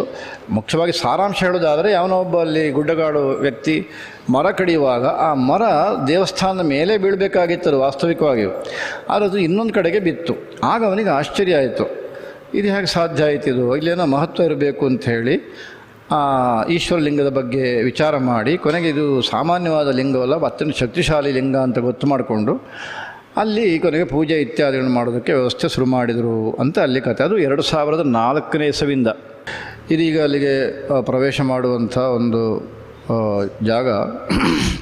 ಇದು ಕಡಿದಾದಂಥ ಕಣಿವೆ, ಹೀಗೆ ಪರ್ವತ ಇದೆ. ಆ ಪರ್ವತದ ಒಂದು ಮಧ್ಯೆ ಎಷ್ಟು ಜಾಗ ಇದೆ ಅಷ್ಟರಲ್ಲಿ ಮಾತ್ರ ಇಡತಕ್ಕಂಥ ಶಿವಲಿಂಗ ಇದು. ಮತ್ತಲ್ಲಿ ವಿಶಾಲವಾದ ಒಂದು ಮೈದಾನ ಆಗಲಿ ಇದಾಗಲಿ ಏನು ನಾವು ಕಾಣೋದಕ್ಕೆ ಸಾಧ್ಯವಿಲ್ಲ, ಬರೀ ಪರ್ವತ ಅಷ್ಟೇ ಮತ್ತು ಕಾಡು. ಇದು ಅದರ ಹೊರಗಿನ ಭಾಗ. ಈಗ ಒಂದು ಭಾಗ ಅಲ್ಲಿ ನಮಗೆ ಗೋಡೆ ಪರ್ವತದ ಇದು ಕಾಣುತ್ತೆ ಭಾಗ, ಪರ್ವತ ಹೇಗಿದೆ ಅಂತ ಗೊತ್ತಾಗುತ್ತೆ, ಮರಗಳು, ಇದು ಅಲ್ಲಿಯ ವ್ಯವಸ್ಥೆ, ಒಂದು ದೃಷ್ಟಿಯಿಂದ ಅವಸ್ಥೆ. ಮತ್ತು ಅಲ್ಲಿಯೇನು ಇಲ್ಲ, ಇಷ್ಟೇ ಇರೋದು. ಈಗ ಅದರ ಸುತ್ತ ಹೇಗಿದೆ ಅಂತ ನಮಗೆ ಗೊತ್ತಾಯಿತು ಅಂತ ನಾನು ಅಂದ್ಕೊಂಡಿದ್ದೇನೆ. ಝೀರೋ ವ್ಯಾಲಿ ಈಗ ಅತ್ಯಂತ ಪ್ರಸಿದ್ಧ. ಈ ಹೆಸರು ದೇವಸ್ಥಾನ ಇನ್ನೂ ಅಷ್ಟು ಪ್ರಸಿದ್ಧ ಅಂತ ಹೇಳೋದಕ್ಕೆ ಬರೋದಿಲ್ಲ. ಯಾಕೆ ಈ ಹೆಸರು ಪ್ರಸಿದ್ಧ ಅಂದರೆ, ಇದು ಗೂಗಲ್ನಲ್ಲೆಲ್ಲ ಬಹಳ ಜನಕ್ಕೆ ಇದನ್ನು ಉಪಯೋಗ ಮಾಡಲಿಕ್ಕೆ ಅವಕಾಶ ಆಗಿ ಮಾಡಿದ್ದೇನು ಅಂದರೆ, ದೇಶ ವಿದೇಶಗಳಿಂದ ಜನ ಇಲ್ಲಿಗೆ ಬರ್ತಾರೆ, ಈ ಝೀರೋ ವ್ಯಾಲಿಗೆ, ದೇವಸ್ಥಾನಕ್ಕಲ್ಲ, ಈ ಝೀರೋ ವ್ಯಾಲಿಗೆ ಬರ್ತಾರೆ. ಇಲ್ಲಿ ಇನ್ನೊಂದು ಮುಂದಕ್ಕೆ ಸ್ವಲ್ಪ ಒಂದು ನಗರ ಇದೆ, ಈ ಝೀರೋ ವ್ಯಾಲಿ ನಗರ ಇದೆ. ಇದು ಅಲ್ಲೊಂದು ಸರೋವರ. ಅಲ್ಲಿ ಪ್ರತಿ ವರ್ಷ ಒಂದು ಮಜಾ ಮಾಡುವಂಥ ಒಂದು ಕಾರ್ಯಕ್ರಮ, ಪಾಶ್ಚಾತ್ಯ ಸಂಗೀತ, ಅದಕ್ಕೆ ಸರಿಯಾಗಿ ಡ್ಯಾನ್ಸು, ಅದಕ್ಕೆ ಸರಿಯಾಗಿ ಕುಡಿತ, ಅದಕ್ಕೆ ಸರಿಯಾಗಿ ತಿಂಡಿ ಇತ್ಯಾದಿಗಳನ್ನೆಲ್ಲ ಮಾಡಿ ಒಂದು ಕಾರ್ಯಕ್ರಮ. ಆ ಕಾರ್ಯಕ್ರಮಕ್ಕೆ ದೇಶ ವಿದೇಶಗಳಿಂದ ಜನ ಬರ್ತಾರೆ ಇಲ್ಲಿಗೆ, ದೇವಸ್ಥಾನಕ್ಕಿಲ್ಲ. ಹಾಗಾಗಿ ಝೀರೋ ವ್ಯಾಲಿ ಅತ್ಯಂತ ಪ್ರಸಿದ್ಧ. ಆದರೆ ವಾಸ್ತವಿಕವಾಗಿಯೂ ಈ ದೇವಸ್ಥಾನ ನಿಜವಾಗಿಯೂ ಶಕ್ತಿಶಾಲಿಯಾದಂಥ ದೇವಸ್ಥಾನದಲ್ಲಿ ಯಾವುದೇ ಸಂದೇಹ ಇಲ್ಲ. ಅದು ಅವನಿಗೆ ಒಂದು ಮನಸ್ಸಿಗೆ ಹೇಗೆ ಬಂತೋ ನನಗೂ ಗೊತ್ತಿಲ್ಲ. ಅಷ್ಟಾದರೂ ಇವತ್ತು ಮಾತ್ರ ಜನಗಳು ಅಂದರೆ ಶ್ರದ್ಧಾಳುಗಳು ಅಲ್ಲಿಗೆ ಹೋಗುವಂಥ ಸ್ಥಿತಿಯಲ್ಲಿ ಅಷ್ಟರ ಮಟ್ಟಿಗೆ ಪರವಾಗಿಲ್ಲ ಬೆಳೆದಿದೆ. ಆದರೆ ಮುಖ್ಯವಾಗಿ ಇದು ಅಲ್ಲಿಯ ಒಂದು ಈಶ್ವರಲಿಂಗಕ್ಕೆ ನಾವು ಪೂಜೆ ಮಾಡಿ ಅಭಿಷೇಕ ಮಾಡಿ ಪೂಜೆ ಮಾಡಿದೆವು. ಈ ಕಡೆ ಅವರು ಅರ್ಚಕರು, ಅವರು ಮೂಲತಃ ಬಿಹಾರದವರು, ಇಲ್ಲೇ ಇದ್ದಾರೆ. ಈ ವ್ಯಾಲಿ ಇದರಲ್ಲಿ ಸುತ್ತಮುತ್ತ ಮೃಗಗಳಿವೆ, ಕಾಡು ಮೃಗಗಳಿವೆ. ಅವರೊಬ್ಬರೇ ಇರ್ತಾರೆ ಇಲ್ಲಿ. ಅವ್ರ ಮನೆಯವರೆಲ್ಲ ದೂರ ಇದ್ದಾರೆ. ಒಂದು ಸಣ್ಣ ಮೇಲೆ ಬೆಟ್ಟದಲ್ಲೇ ಅಲ್ಲಿ ಬೆಟ್ಟಕ್ಕೆ ಹೋಗೋದು ಬಹಳ ಕಷ್ಟ. ನಾವು ಕಾಲು ತೊಳಿಬೇಕು ಅಂತಾರೆ, ಅವರ ಮನೆಗೆ ಹೋದು ಭಾಳ ಕಷ್ಟ ಹೋಗೋದು. ಪಾದಕ್ಕೆಲ್ಲ ತೆಗೆದು ಬರಿಗಾಲದಲ್ಲಿ ಹೋಗಬೇಕಾಯಿತು. ಆದರೆ ಅಲ್ಲಿ ಅವರೊಬ್ಬರೇ ಇರ್ತಾರೆ. ಅವ್ರು ಹೇಳ್ತಾರೆ, ಕೋವಿಡ್ ಸಮಯದಲ್ಲೆಲ್ಲ ಪಟ್ಟ ಕಷ್ಟ ಅಷ್ಟಿಷ್ಟಲ್ಲ. ಒಂದು ಕಡೆಯಿಂದ ಹಿಮ, ಇನ್ನೊಂದು ಕಡೆಯಿಂದ ಕೋವಿಡ್, ಹೊರಗಡೆ ಹೋಗೋ ಹಾಗಿಲ್ಲ. ತಂದಿಟ್ಟ ಚಾವಲ್ ಅಂದರೆ ಅಕ್ಕಿ ಮತ್ತು ಧಾನ್ಯಗಳೆಲ್ಲ ಮುಗಿದೋಯ್ತು. ಪರಮಾತ್ಮನೇ ನಮ್ಮನ್ನು ಕಾಪಾಡಿದ್ದಾವಾಗ ಅಂಥ ಪರಿಸ್ಥಿತಿ ಅಂತ ಹೇಳ್ತಾರೆ. ಆದರೆ ಅಲ್ಲೇ ಇದ್ದಾರೆ. ಈ ದೇವಸ್ಥಾನದ ಎಲ್ಲ ಉಸ್ತುವಾರಿ ನೋಡ್ಕೊಳ್ತಾರೆ. ಒಂದು ಸಮಿತಿ ಇದೆ ಈಗ. ಅದಕ್ಕೆ ಆ ಸಮಿತಿ ಈಗ ಈ ದೇವಸ್ಥಾನವನ್ನು ವಿಚಾರ ಮಾಡುತ್ತೆ. ಇಲ್ಲಿ ನಾವು ಎಲ್ಲ ಸ್ತೋತ್ರಗಳನ್ನು, 3 ಸ್ತೋತ್ರಗಳನ್ನು ಎಲ್ಲ ಅಂದರೆ ಕಲ್ಯಾಣವಷ್ಟಿಸ್ತವ, ಶಿವ ಪಂಚಾಕ್ಷರ ನಕ್ಷತ್ರಮಾಲ ಮತ್ತು ಲಕ್ಷ್ಮೀ ನರಸಿಂಹ ಕರಾವಲಂಬನ ಇದೆಲ್ಲವನ್ನು ಪಾರಾಯಣ ಮಾಡಿದವು. ಮತ್ತು ರುದ್ರ, ಪುರುಷ ಸೂಕ್ತ, ಹಾಗೆ ದುರ್ಗಾ ಸೂಕ್ತ ಇದನ್ನೆಲ್ಲ ನಾವು ಹೇಳಿದೆವು. ಆ ಮುಖ್ಯ ಈಶ್ವರಲಿಂಗ ಭೂಲಿಂಗ ಏನಿದೆ, ಸ್ವಯಂ ಭೂಲಿಂಗ ಏನಿದೆ, ಅದಕ್ಕೆ ಅಭಿಷೇಕ ಮಾಡೋ ಹಾಗಿಲ್ಲ. ಯಾಕೆಂದರೆ ಮಾಡೋದಕ್ಕೆ ಆಗೋದಿಲ್ಲ, ಭಾಳ ದೊಡ್ಡದಿದೆ ಅದು. ಆದರೆ ಅದರ ವೈಶಿಷ್ಟ್ಯಗಳನ್ನು ನಾವು ಗಮನಿಸ್ಬೋದು. ಅದರಲ್ಲಿ ನಮ್ಮವರು ಕೆಲವರು ಗಮನಿಸಿದ್ದು, ಒಂದು ಫೋಟೋ ಹೊಡೆದಿದ್ದಾನೆ, ಇದರಲ್ಲಿ ಕೊಟ್ಟಿದ್ದಾನೆ ಇಲ್ಲ ಗೊತ್ತಿಲ್ಲ. ಅಲ್ಲಿ ನಾವು ಹೋಗೋಷ್ಟೊತ್ತಿಗೆ ಸುಮಾರು 1.5 ಗಂಟೆ ಮಧ್ಯಾಹ್ನ. ಆದರೆ ಅಕ್ಕಪಕ್ಕ ಕಾಡು ಗುಡ್ಡ, ಅದರ ಕಡಿದಾದ ಪ್ರದೇಶ ಆದ್ದರಿಂದ ಬಿಸಿಲೆಲ್ಲ ಏನು ಇರಲೇ ಇಲ್ಲ. ಅಷ್ಟಾದರೂ ನಾವು ಪೂಜೆ ಮಾಡುವ ಹೊತ್ತಿಗೆ ಎಲ್ಲಿಂದೋ ಸೂರ್ಯ ಕಿರಣ ಬಂದು ಅಲ್ಲಿ ಈಶ್ವರ ಲಿಂಗದ ಮೇಲೆ ಬಿದ್ದಿದ್ದು, ಅದು ಪ್ರತಿಫಲನ ಆಗ್ತಾ ಇದ್ದಿದ್ದು ಎಲ್ಲ ವಿಡಿಯೋದಲ್ಲಿ ತೊಗೊಂಡಿದ್ದಾನೆ ನಮ್ಮ ಅಖಿಲ. ಅವನಿಗೆ ಅದು ಭಾಳ ಮನಸ್ಸಿಗೆ ಸಂತೋಷ ಆಯಿತು. ಪೂಜೆ ಮಾಡುವಷ್ಟೊತ್ತಿಗೆ ಇದು ಈ ಥರ ಬಂತಲ್ಲ ಅಂಥೇಳಿ ಅದನ್ನು ಹೊಡೆದಿದ್ದಾನೆ. ಹಾಗೆ ಬೇರೆ ಬೇರೆ ಅಲ್ಲಿ ಅಂಶಗಳು ಕೂಡ ನಮಗೆ ಕಾಣಬಹುದು. ಅಲ್ಲಿ ಹೋಗಿ ನಾವು ಅನುಭವಿಸೋರಿಗೆ ಗೊತ್ತದ ಆ ಸಂತೋಷ. ಯಾವ ಆಯಾಸ ಗೊತ್ತಾಗೋದಿಲ್ಲ. ಹೋಗೋದು ಮಾತ್ರ ಭಾಳ ಕಷ್ಟ ಆಗುತ್ತೆ. ಅದು ಕಡಿದಾದ ದಾರಿ ಆದ್ದರಿಂದ ಈಗ ಸ್ವಲ್ಪ ಮಾರ್ಗವನ್ನು ಚೆನ್ನಾಗಿ ಮಾಡಿದ್ದಾರೆ. ಮೊದಲು ಅದು ಇರಲಿಲ್ಲಂತೆ, ಈಗ ಮಾರ್ಗ ಸ್ವಲ್ಪ ಪರವಾಗಿಲ್ಲ. ಅಷ್ಟಾದರೂ ಕೂಡ ಹೋಗಬೇಕು ಅಲ್ಲಿಗೆ ಅಂದಾಗ ಸ್ವಲ್ಪ ಪರಿಶ್ರಮ ಆಗೇ ಆಗುತ್ತೆ. ಇಲ್ಲಿ ನಾವು ವಿಶೇಷವಾಗಿ ಈ 3 ಸ್ತೋತ್ರವನ್ನು ಮಾಡಿದ್ದು. ನಾವು ಅಂತ ಹೇಳೋದಕ್ಕಿಂತ ನಾನು ಅಂತ ಈಗ ಇಲ್ಲಿ ಹೇಳ್ಬೋದೋ ಏನೋ. ಸಾಮಾನ್ಯವಾಗಿ ನಾವು ಹೇಳೋ ಹಾಗಿಲ್ಲ ನಾನು ಅಂತ. ಆದರೆ ಇಲ್ಲಿ ಮಾತ್ರ ಅದನ್ನು ಹೇಳ್ತೇನೆ ನಾನು. ಕಾರಣ ಏನು ಅಂದರೆ, ಕಲ್ಯಾಣವಷ್ಟಿಸ್ತವ ಈ ಒಂದು ಅಭಿಯಾನ ಆರಂಭ ಆದಾಗಿನಿಂದ ನಾನು ಕೂಡ 3 ಸ್ತೋತ್ರಗಳನ್ನು ಹೇಳ್ತಾ ಬರ್ತೇನೆ. ಎಲ್ಲರೂ ಪಾರಾಯಣ ಮಾಡ್ತಾರೆ, ನಾನು ಕೂಡ ಪಾರಾಯಣ ಮಾಡ್ತೇನೆ. ಆದರೆ ನಾನು ಮನಸ್ಸಿನಲ್ಲೇ ಪಾರಾಯಣ ಮಾಡ್ತಾ ಇರ್ತೇನೆ. ಪುಸ್ತಕ ಹಿಡ್ಕೊಂಡಿರ್ತೇನೆ, ಮನಸ್ಸಿನಲ್ಲಿ ಪಾರಾಯಣ ಮಾಡ್ತಾ ಮುಂದಕ್ಕೆ ಬರ್ತೇನೆ. ಆದರೆ ಅದೇ ಮೊದಲನೇ ಬಾರಿಗೆ ಈ ಝೀರೋ ವ್ಯಾಲಿ ಈಶ್ವರನ ದೇವಸ್ಥಾನದಲ್ಲಿ 3 ಸ್ತೋತ್ರಗಳನ್ನು, ಈಗ ಯಾವ ರಾಗ ಪ್ರಸಿದ್ಧವಾದ ರಾಗ ಇದೆಯೋ ಅದೇ ರಾಗದಲ್ಲಿ ಅಷ್ಟು ಶ್ಲೋಕಗಳನ್ನು ಹೇಳಿದ್ದು ಅದೇ ಮೊದಲನೇ ಬಾರಿಗೆ. ಯಾವುದೋ ಒಂದು ಶ್ಲೋಕವನ್ನು ಉಪನ್ಯಾಸಕ್ಕೆ ಬೇಕಾದಾಗ ಹೇಳಿದ್ದಿದೆ, ಅದೆಲ್ಲ ಇದೆ. ಆದರೆ 3 ಶ್ಲೋಕಗಳನ್ನು ನಾನು ಎಲ್ಲೂ ಕೂಡ ಹೇಳಿದ್ದಕ್ಕೆ ಅವಕಾಶವಿಲ್ಲ. ಮತ್ತು ಎಲ್ಲರೊಟ್ಟಿಗೆ ಸ್ವರ ಸೇರಿಸೋದಕ್ಕೆ ಹೋಗಲಿಲ್ಲ. ಅವ್ರು ಹೇಳ್ತಿರ್ತಾರೆ, ನಾನು ನನ್ನ ಪಾಡಿಗೆ ಮೌನವಾಗಿ ಅದನ್ನು ಅನುಸರಿಸ್ತಾ ಬರ್ತಾ ಇದ್ದೆ. ಆದರೆ ಇಲ್ಲಿ ಮಾತ್ರ ನಾವು ಎಲ್ಲರೂ ಕೂಡ ಒಂದೇ ಸ್ವರದಲ್ಲಿ ಒಟ್ಟಿಗೆ ಹೇಳಿದ್ದು ಮಾತ್ರ ವ್ಯಕ್ತಿಗತವಾಗಿ ನನಗೆ ಬಹಳ ಸಂತೋಷವನ್ನು ಕೊಟ್ಟಂಥ ಜಾಗ. ನಾನು ಅದನ್ನು ಯೋಚನೆ ಮಾಡಲಿಲ್ಲ, ಸಹಜವಾಗಿ ಎಲ್ಲರೊಟ್ಟಿಗೆ ಸೇರಿ ಅಲ್ಲಿ ಹೇಳಿದಂತಹದ್ದು. ಅದು ಮತ್ತು ಅಲ್ಲಿಗೆ ಬಂದು ಸೇರಿಕೊಡ್ತು. ಯಾಕೆ ನೀನು ಹೋಗುವಂಥ ಗುರುಗಳು ಬೆಳಗ್ಗೆ ನನಗೆ ಆದೇಶ ಮಾಡಿಬಿಟ್ರು, ಬೆಳಗ್ಗೆ 6:40ಕ್ಕೆ, ಅದು ಈ ಚಳಿ ಪ್ರದೇಶದಲ್ಲಿ ಅಂತೆಲ್ಲ ನಾನು ಭಾಳ ಯೋಚನೆ ಮಾಡ್ತಾ ಇದ್ದೆ. ಆಮೇಲೆ ಒಂದೊಂದೇ ಘಟನೆ ನೋಡಿದರೆ ನಮಗೆ ಎದ್ದು ಕಾಣುತ್ತೆ, ಓಹೋ ಇಂಥ ಕಾರಣಗಳಿಗೋಸ್ಕರ ಇರಬೇಕು ಅಂತ ಗೊತ್ತಾಗುತ್ತೆ. ಮತ್ತು ಈ ಝೀರೋ ವ್ಯಾಲಿ ಅನ್ನೋದೇನಿದೆ, ಈ ಝೀರೋ ಅನ್ನೋ ಹೆಸರು ಅದೊಂದು ವಿಶಿಷ್ಟವಾದ್ದು. ನಮಗೆ ಪ್ರಸಿದ್ಧವಾದ ಝೀರೋ ಅಂದರೆ 0 ಅಂತ ಗೊತ್ತಿರೋದು. ಆದರೆ ಇಲ್ಲಿ ಯಾವುದೇ ಅರ್ಥದಲ್ಲಿ ಅದು ಬಂದಿಲ್ಲ. ಅದು ಬಂದಿದ್ದು ಈ ಗುಡ್ಡಗಾಡು ಜನಗಳೇನಿದ್ದಾರೆ, ಈ ಗುಡ್ಡಗಾಡು ಜನಗಳ ಪೈಕಿ ಒಂದು ಸಮುದಾಯ, ಅದು ಝೀರೋ ಅಂತ. ಅಂದರೆ ಆ ಸಮುದಾಯದ ಒಬ್ಬ ಪ್ರಮುಖ, ಅವನ ಒಂದು ಹೆಸರಿನಲ್ಲಿ ಈ ಕಣಿವೆ ಇದೆ ಅಂತೆ. ಅದಕ್ಕಾಗಿ ಇದಕ್ಕೆ ಝೀರೋ ವ್ಯಾಲಿ ಅಂತ ಇಟ್ಟಿದ್ದಾರೆ. ಅವರೆಲ್ಲ ಈ ಬೌದ್ಧರ ಅನುಯಾಯಿಗಳು ಅಂತ ಕಾಣುತ್ತೆ ಆ ಹೆಸರು ನೋಡಿದರೆ. ಅದು ಅವರಿಗೆ ಅಷ್ಟು ಚೆನ್ನಾಗಿ ಗೊತ್ತಿರೋದಿಲ್ಲ. ಇದು ಹೊರಗಿಂದ ಬೇರೆ ಬೇರೆ ಭಾಗಗಳು, ಅದು ಹೋಗೋದಕ್ಕೆ ದಾರಿ. ಇದರಲ್ಲಿ ಇರುವ ಗ್ರೌಂಡು, ಅದು ಆ ಕಡೆಯಿಂದ ಮತ್ತು ನಾವು ಮುಂದಕ್ಕೆ ಹೋಗಬೇಕು ನಮ್ಮ ದಾರಿಯಲ್ಲಿ. ಹಾಗಾಗಿ ಝೀರೋ ವ್ಯಾಲಿ ಅಂಥೇಳಿ ಇದೇನಪ್ಪ ಈ ಥರ ಒಂದು ಹೆಸರಿದೆ ಅಲ್ಲ ಅಂತ ಒಂದು ಆಶ್ಚರ್ಯ ಆಗೋ ರೀತಿಯಲ್ಲಿದೆ. ಅದು ವಾಸ್ತವಿಕವಾಗಿ ಅದು ಗುಡ್ಡಗಾಡು ಜನರ ಒಬ್ಬ ಪ್ರಮುಖರ ಹೆಸರದು, ಅದನ್ನು ಇಲ್ಲಿಟ್ಟಿದ್ದಾರೆ. ಅವನ ಹೆಸರಿನಲ್ಲೇ ಆ ವ್ಯಾಲಿ ಇದೆ ಈಗ. ಅದಾದಮೇಲೆ ಇಲ್ಲಿಂದ ನಾವು ಹೊರಟು, ಆದರೆ ಬರುವಾಗ ಯಾಕೋ ನಮ್ಮ ಎಸ್ಕಾರ್ಟ್ನವರು ಒಟ್ಟೊಟ್ಟಿಗೆ ಬನ್ನಿ ಅಂತ ಹೇಳಿದರು. ಹಾಗೆ ಬರ್ತಾಯಿದ್ರು. ಇದ್ದಕ್ಕಿದ್ದಾಗೆ ಟಿ ಎಲ್ಲ ಕಾಣೆ ಆಯಿತು. ಸರಿ, ನಮ್ಮ ಎಸ್ಕಾರ್ಟ್ ನಿಲ್ಲಿಸಿದರು. ನಾವು ಅವರಿಗೆ ಸಂಜೆ ಮಾಡಿದ್ದು ನಿಲ್ಲಿಸಿ ಅಂತ ಹೇಳಿದ್ರು. ನಿಲ್ಲಿಸಿದ್ರು ಅವರು. 10 ನಿಮಿಷ ಆಯಿತು, 15 ನಿಮಿಷ ಆಯಿತು, 20 ಆಯಿತು, ಇಲ್ಲ. ಏನಾಯಿತು ಅಂತ ಗೊತ್ತಾಗ್ತಿಲ್ಲ. ನೆಟ್ವರ್ಕ್ ಇಲ್ಲ, ತಿಳ್ಕೊಳ್ಳಿಕ್ಕಾಗ್ತಾ ಇಲ್ಲ. ಕೊನೆಗೆ ಲೈವ್ನಲ್ಲಿ ಏನಾರು ಆಗುತ್ತಾ ಅಂತ ನೋಡಿದರು. ಎಲ್ಲಿದ್ದಾರೆ ನೋಡೋಣ ಅಂತ. ಎಲ್ಲ ಒಂದು ಕಡೆ ನಿಲುಗಡೆ ಆದಾಗ ಕಾಣ್ತಾ ಇದೆ ವಾಹನ. ಏನು ಕಾರಣ ಇರ್ಬೋದು ಅಂತ ಚರ್ಚೆ ಆಯಿತು. ಕೊನೆಗೂ ಗೊತ್ತಾಗಲಿಲ್ಲ. ಮೊಬೈಲ್ನಲ್ಲಿ ನೋಡಿದರೆ ಅದೇನು ಮನಸ್ಸಿಗೆ ಬರಲಿಲ್ಲ. ಇಷ್ಟೆಲ್ಲ ಆಗೋಷ್ಟೊತ್ತಿಗೆ ಮತ್ತೆ ಮೆಲ್ಲ ಬಂದರು. ಬಂದ ಮೇಲೆ ಸರಿ ನಾವು ಬೇಗ ಹೊರಟೋಣ ಅಂತ, ಇನ್ನು ಏನಾಯಿತು ಅಂತ ಕೇಳಲಿಕ್ಕೆ ಹೋಗಲಿಲ್ಲ. ಹಾಗೆ ಹೊರಟು ನಾವು. ಆದರೆ ಆಗಿದ್ದೇನು ಅಂದರೆ, ಈ ಟಿ ನಮ್ಮ ಅದು ತಿರುವುಗಳು, ಆ ತಿರುವುಗಳಲ್ಲಿ ಒಂದು ಕಡೆ ತಿರುವಿನಲ್ಲಿ ಪೊಲೀಸ್ ಜೀಪು ಸ್ಪೀಡ್ನಲ್ಲಿ ಹೋಗೋದನ್ನು ನೋಡಿ ಅದೇ ಸ್ಪೀಡನ್ನು ಅನುಸರಿಸ್ಲಿಕ್ಕೆ ಹೊರಟ. ನಂದಿದು ಟಿ ಅನ್ನೋದು ಇವನಿಗೆ ತಲೆಗೆ ಇಲ್ಲ. ಜೀಪು ಹೇಗೆ ಟರ್ನ್ ಆಗುತ್ತೋ ಹಾಗೆ ತಾನು ಟರ್ನ್ ಮಾಡಿಬಿಡ್ಬೋದು ಅಂತ ಮಾಡಿದ. ಹಾಗೆ ಮಾಡಿದಾಗ ಅದರ ಮುಂದಿನ ಭಾಗ ಹೋಗಿ ಒಂದು ಬಂಡೆಗೆ ಅಲ್ಲಿ ಬಡಿಯಿತು. ಆ ಕಾರಣಕ್ಕಾಗಿ ಇವರು ಲೇಟ್ ಆಯಿತು ಬರುವಾಗ. ಅದು ನನಗೆ ಇಲ್ಲಿಗೆ ಬಂದ ಮೇಲೆ ಗೊತ್ತಾಯಿತು, ನಮ್ಮ ವಸತಿಗೆ ಬಂದ ಮೇಲೆ. ಯಾಕೆಂದರೆ ಎಲ್ಲ ಗುಸಗುಸು ಮಾತಾಡ್ತಾಯಿದ್ರು. ಆಮೇಲೆ ನಮ್ಮ ಡ್ರೈವರ್ ಆಗಿದ್ದವ ಬಂದವ, ಕ್ಷಮಿಸಬೇಕು, ಹೀಗಾಯಿತು, ಯಾಕೆ ಆಯಿತು ಗೊತ್ತಿಲ್ಲ, ಹಾಗೀಗೆ ಅಂದ. ನಾನು ಸುಮ್ಮನೆ ಕೂತೆ. ಹೌದಾಗಿ ಹೋಗಿದೆ, ಇನ್ನೇನು ಯಾಕಾಯಿತು ಅಂತೇಳಿ ಕೇಳ್ತಾ ಕೂತ್ಕೊಳ್ಳೋದೇನು ಮಾಡೋದು, ತಪ್ಪಂತೂ ಖಂಡಿತ. ಆಮೇಲೆ ಕೇಳಿದೆ, ಅಷ್ಟಾಗಿ ಟಿಯಲ್ಲಿದ್ದವನೊಬ್ಬನನ್ನು ಕೇಳಿದೆ, ಏನಾಯಿತು ಅಂತ ಕೇಳಿದೆ.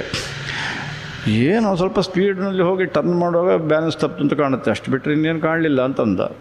ಸರಿ ಅಂತ ಹೇಳಿದೆ, ಬಿಟ್ಟೆ. ಹಾಗಿದು ಎರಡನೇ ಘಟನೆ. ಮೊದಲನೇ ಘಟನೆ ನಿನ್ನೆ ಹೇಳಿದ್ದೇನೆ, ನಾಂದೇಡ್ನಲ್ಲಿ ಎಸ್ಕಾರ್ಟ್ ಜೀಪಿಗೆ ಬೈಕ್ನ ಬಡ್ದ. ಈ ಎರಡನೇದ್ದು ನಮ್ಮ ಟಿ ಹೋಗಿ ಬಂಡೆಗೆ ಬಡಿಯಿತು. ಇದು ಎರಡನೇದ್ದು. ಅದಾದ ಮೇಲೆ ನಾವು ಅಲ್ಲಿಂದ ಮತ್ತು ಅಸ್ಸಾಮಿಗೆ ಬಂದು, ಅಸ್ಸಾಮಿನಲ್ಲಿ ನೌಗಾಂವ್ ಅಂತ ಒಂದು ಊರು. ಕಳೆದ ಬಾರಿ ನಾವು ಈ ಊರಿನಲ್ಲೇ ದಾಟಿದ್ವು, ಆದರೆ ಇಲ್ಲಿ ವಾಸ್ತವ್ಯ ಮಾಡಿರಲಿಲ್ಲ. ಈ ಬಾರಿ ಮತ್ತೆ ಯಥಾ ಪ್ರಕಾರ ಈ ಮಾರ್ವಾಡಿಗಳಿಗೆ ಸಂಬಂಧಪಟ್ಟ ಒಂದು ಭವನ ಇದು, ದೊಡ್ಡ ಭವನ ಇದು, ಜಾಗ ಸಾಕಷ್ಟಿದೆ. ಆದರೆ ಅಲ್ಲೂ ಕಾರ್ಯಕ್ರಮ ಇದ್ದಿದ್ದರಿಂದ ನಮಗೊಂದು ಭಾಗ ಮಾತ್ರ ಕೊಟ್ಟಿದ್ದರು. ನಮಗೆ ಸಾಕಾಯ್ತದು. ನಾವು ಅಲ್ಲೇ ವಾಸ ಮಾಡಿ ಅಲ್ಲಿ ಪೂಜೆ ಇದೆಲ್ಲ ಮಾಡಿ ಹೊರಟು ಅಲ್ಲಿ ಸತ್ಸಂಗವನ್ನು ಗೊತ್ತು ಮಾಡಿದ್ದರು. ಆದರೆ ಅವರು ಸಮಯಕ್ಕೆ ಸರಿಯಾಗಿ ಯಾರೂ ಬರಲಿಲ್ಲ. ನನಗೆ ವಾಕಿಂಗ್ ಮಾಡಬೇಕಾಗಿತ್ತು. ವಾಕಿಂಗಿಗೆ ನಾನು ಹೊರಟಿದ್ದೇನೆ, ಎಲ್ಲ ಕಾಯ್ತಾ ಇದ್ದಾರೆ. ಎಷ್ಟು ಜನ ಬಂದಿದ್ದಾರೆ ಅಂತ ಕೇಳಿದೆ. 10-12 ಜನ ಬಂದಿದ್ದಾರೆ, ಇನ್ನು ಬರ್ತಾರಂತೆ ಅಂತಂದರು. ಅವರೆಲ್ಲ ನಾಳೆ ಬರಲಿ ಪೂಜೆ ಹೊತ್ತಿಗೆ ಅಂತಂದೆ. ಅದೆಲ್ಲ ಬೇಜಾರು ಪಡ್ತಾ ಇದ್ದಾರೆ, ಸ್ವಾಮಿಗಳು ಬರ್ತಾರೆ, ದರ್ಶನ ಆಗಬೇಕು ಅಂತ. ಅವ್ರು ಬೇಜಾರು ಪಟ್ಟು ನಾನು ಜವಾಬ್ದಾರನಲ್ಲ.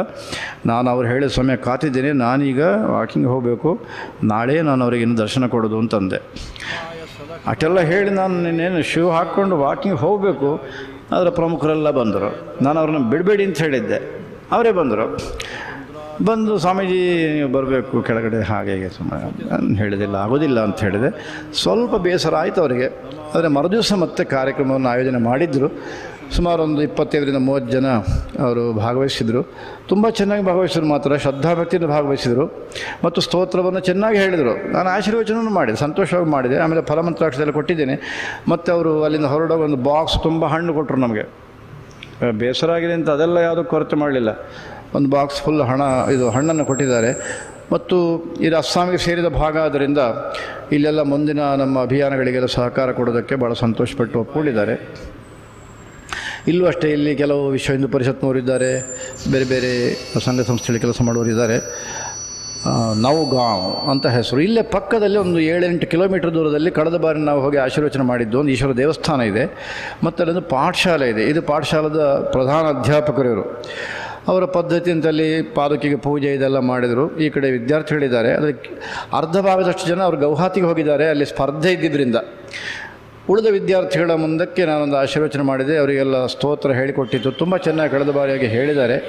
ಅದನ್ನು ನಾವು ಕೇಳ್ಬೋದು ಇದ್ದರೆ. ಆದರೆ ಎಲ್ಲ ಮತ್ತೆ ಅದೇ ಆಗೋದಕ್ಕಿಂತ ಮುಂದಕ್ಕೆ ಹೋಗ್ಬೋದು ನಾವು. ಇವರು ಭಾಳ ಸಂತೋಷಪಟ್ಟು ನಮಗೆಲ್ಲ ಅವಕಾಶ ಮಾಡಿಕೊಟ್ಟಿದ್ದಾರೆ. ಆದರೆ ಒಂದು ನೆನಪಿಟ್ಕೊಳ್ಬೇಕು, ಮತ್ತು ಯಥಾ ಪ್ರಕಾರ ಇವರಿಲ್ಲಿ ಈ ಪ್ರಧಾನ ಅಧ್ಯಾಪಕರು ನಮಗೆ ಹೇಳಿದ್ದೇನೆಂದರೆ, ನಾವು ಒಂದು 200 ವಿದ್ಯಾರ್ಥಿಗಳಿಗೆ ಇಲ್ಲಿ ಹೇಳಿಕೊಡಬೇಕು ಅಂತ ನಾವು ಯೋಚನೆ ಮಾಡಿದ್ದೇವೆ. ನಮಗೆ 200 ವಿದ್ಯಾರ್ಥಿಗಳು ಸಿಗ್ತಾರೆ, ಯಾವುದೇ ಅದರಲ್ಲಿ ಸಂಶಯ ಇಲ್ಲ. ಆದರೆ ನಮಗೆ ಸಮಸ್ಯೆ ಏನು ಅಂದರೆ, ಅವರಿಗೆ ಉಳ್ಕೊಳ್ಳಿಕ್ಕೆ ಒಂದು ಜಾಗ, ಅದಕ್ಕೊಂದು ವ್ಯವಸ್ಥೆ, ಆಹಾರಕ್ಕೊಂದು ವ್ಯವಸ್ಥೆ, ಇದಕ್ಕೆ ನಮಗೆ ಯಾರೂ ಕಾಣ್ತಾ ಇಲ್ಲ. ನಾನು ಎಷ್ಟೋ ದಿನಗಳಿಂದ ಇದನ್ನು ಕೇಳ್ತಾ ಇದ್ದೇನೆ, ಬೇಡ್ತಾ ಇದ್ದೇನೆ, ಎಲ್ಲ ಮಾಡ್ತಾ ಇದ್ದೇನೆ. ಇದಕ್ಕೇನಾದ್ರು ನಮಗೆ ಅವಕಾಶ ಆಯಿತು ಅಂದರೆ ನಾನು 200 ವಿದ್ಯಾರ್ಥಿಗಳನ್ನು ಪ್ರತಿ ವರ್ಷವೂ ಕೂಡ ಇಲ್ಲಿಂದ ತಯಾರು ಮಾಡಿ ಕಳಿಸಬೇಕು ಅಂತ ಸಂಕಲ್ಪ ಮಾಡಿದ್ದೇನೆ. ನಮ್ಮ ಸಹಕಾರಿಗಳೆಲ್ಲ ಸಹಕಾರ ಕೊಡ್ತಾರೆ ಅಂಥೇಳಿ ಅವರು ಭಾಳ ಕಳಕಳಿಯಿಂದ ಕೇಳಿಕೊಂಡ್ರು. ಇದೆಲ್ಲ ಅವರ ಅಧ್ಯಾಪಕ ಹೊಂದಿದವರು, ಈ ಕಡೆ ಇದೆಲ್ಲ ಅವರ ಅಧ್ಯಾಪಕ ಬಳಗ, ಎಲ್ಲ ಯುವಕರಿದ್ದಾರೆ. ಸಂತೋಷಪಟ್ಟು ಪೂಜೆ, ಅಲ್ಲೊಂದು ಈಶ್ವರ ದೇವಸ್ಥಾನ, ಆ ಈಶ್ವರ ದೇವಸ್ಥಾನ ವಿಶಿಷ್ಟವಾದ ಈಶ್ವರ ದೇವಸ್ಥಾನ. ಅದರ ರಚನೆ, ವಿನ್ಯಾಸ ಎಲ್ಲ ಜನಗಳನ್ನು ಆಕರ್ಷಣೆ ಮಾಡುವಂಥ ಒಂದು ಜಾಗ ಅದು. ಕಳೆದ ಬಾರಿ ನಾನು ಹೋಗಲಿಲ್ಲ, ಅವರು ಅಷ್ಟೇ ಹಠ ಹಿಡಿದ್ರು ಕೂಡ ತಡ ಆಗುತ್ತೆ ಅಂಥೇಳಿ ನಾನು ಅಲ್ಲಿಂದ ತೀನ್ಸುಕಿಯಾಗಿ ಹೋಗಬೇಕಾಗಿತ್ತು ಕಳೆದ ಬಾರಿ. ಅದಕ್ಕಾಗಿ ನಾನು ನೇರ ಹೊರಟೋಗ್ಬಿಟ್ಟೆ. ಈ ಬಾರಿ ಉದ್ದೇಶಪೂರ್ವಕವಾಗಿ ಕಳೆದ ಬಾರಿ ಹೋಗಲಿಕ್ಕೆ ಆಗದೇ ಇರೋದು ಹೋಗಬೇಕು ಅಂತ ನಾನು ಹೋಗಿದ್ದೆ. ಇದೇ ಈ ವೈದಿಕ ವೃಂದ ಭಾಳ ಚೆನ್ನಾಗಿ ರುದ್ರಾದಿಗಳನ್ನೆಲ್ಲ ಹೇಳಿ ಅಭಿಷೇಕವನ್ನೆಲ್ಲ ಮಾಡಿಸಿ ಪೂಜೆಯನ್ನು ಕ್ರಮವತ್ತಾಗಿ ಮಾಡಿಸಿದರು. ಭಾಳ ಸಂತೋಷದಿಂದ ಭಾಗವಹಿಸಿದರು. ನಾವು ದಕ್ಷಿಣೆ ಕೊಟ್ಟರೆ ಅದನ್ನು ತಗೊಳ್ಳೇ ಇಲ್ಲ, ಅದನ್ನು ಡಬ್ಬಕ್ಕೆ ಹಾಕಿಬಿಟ್ರೆ ಎಲ್ಲರೂ, ಯಾರೂ ತಮ್ಮ ಕಿಸೆಗೆ ಹಾಕ್ಕೊಳ್ಳಿಲ್ಲ. ಅಷ್ಟು ಸಂಸ್ಕಾರವನ್ನು ಉಳಿಸ್ಕೊಂಡಿದ್ದಾರೆ. ಈ ಒಂದು ಕಾರ್ಯಕ್ರಮ ಕೂಡ ಈ ನವಗಾಂವ್ ಈ ಊರಿನಲ್ಲಿ ಆಯಿತು. ಅದಾದ ಮೇಲೆ ಮರುದಿವಸ ನಾವು ಅಲ್ಲಿಂದ ವಾಸ್ತವಿಕವಾಗಿ ನಾಗಾಲ್ಯಾಂಡಿಗೆ ಹೋಗಬೇಕಾಗಿತ್ತು, ದಿಮಾಪುರಕ್ಕೆ. ಆದರೆ ಕೊನೆ ಹೊತ್ತಿಗೆ ಎಷ್ಟು ಪ್ರಯತ್ನ ಪಟ್ಟರು ನಮ್ಮ ಶ್ರೀಧರ ಹೆಗಡೆಯವರು, ಅದು ಯಾಕೋ ಅವರಿಗೆ ಸರಿದೂಗಿ ಬರಲಿಲ್ಲ. ಆಗುತ್ತೆ ಅಂತ ಇತ್ತು. ಕೊನೆಗೆ ಕೈ ಚೆಲ್ಲಿಬಿಟ್ರು. ಇಲ್ಲ, ಈ ಬಾರಿ ಆಗೋದಿಲ್ಲ, ಕ್ಷಮಾ ದೀಜಿ ಅಂತ ಕೇಳಿಕೊಂಡ್ರಂತೆ. ಹಾಗಾಗಿ ಕೊನೆಗೆ ನಾವು ನಾಗಾಲ್ಯಾಂಡನ್ನು ಬಿಡಬೇಕಾಯಿತು. ನಾಗಾಲ್ಯಾಂಡ್ ಕಡೆಗೆ ಹೋಗಲಿಲ್ಲ.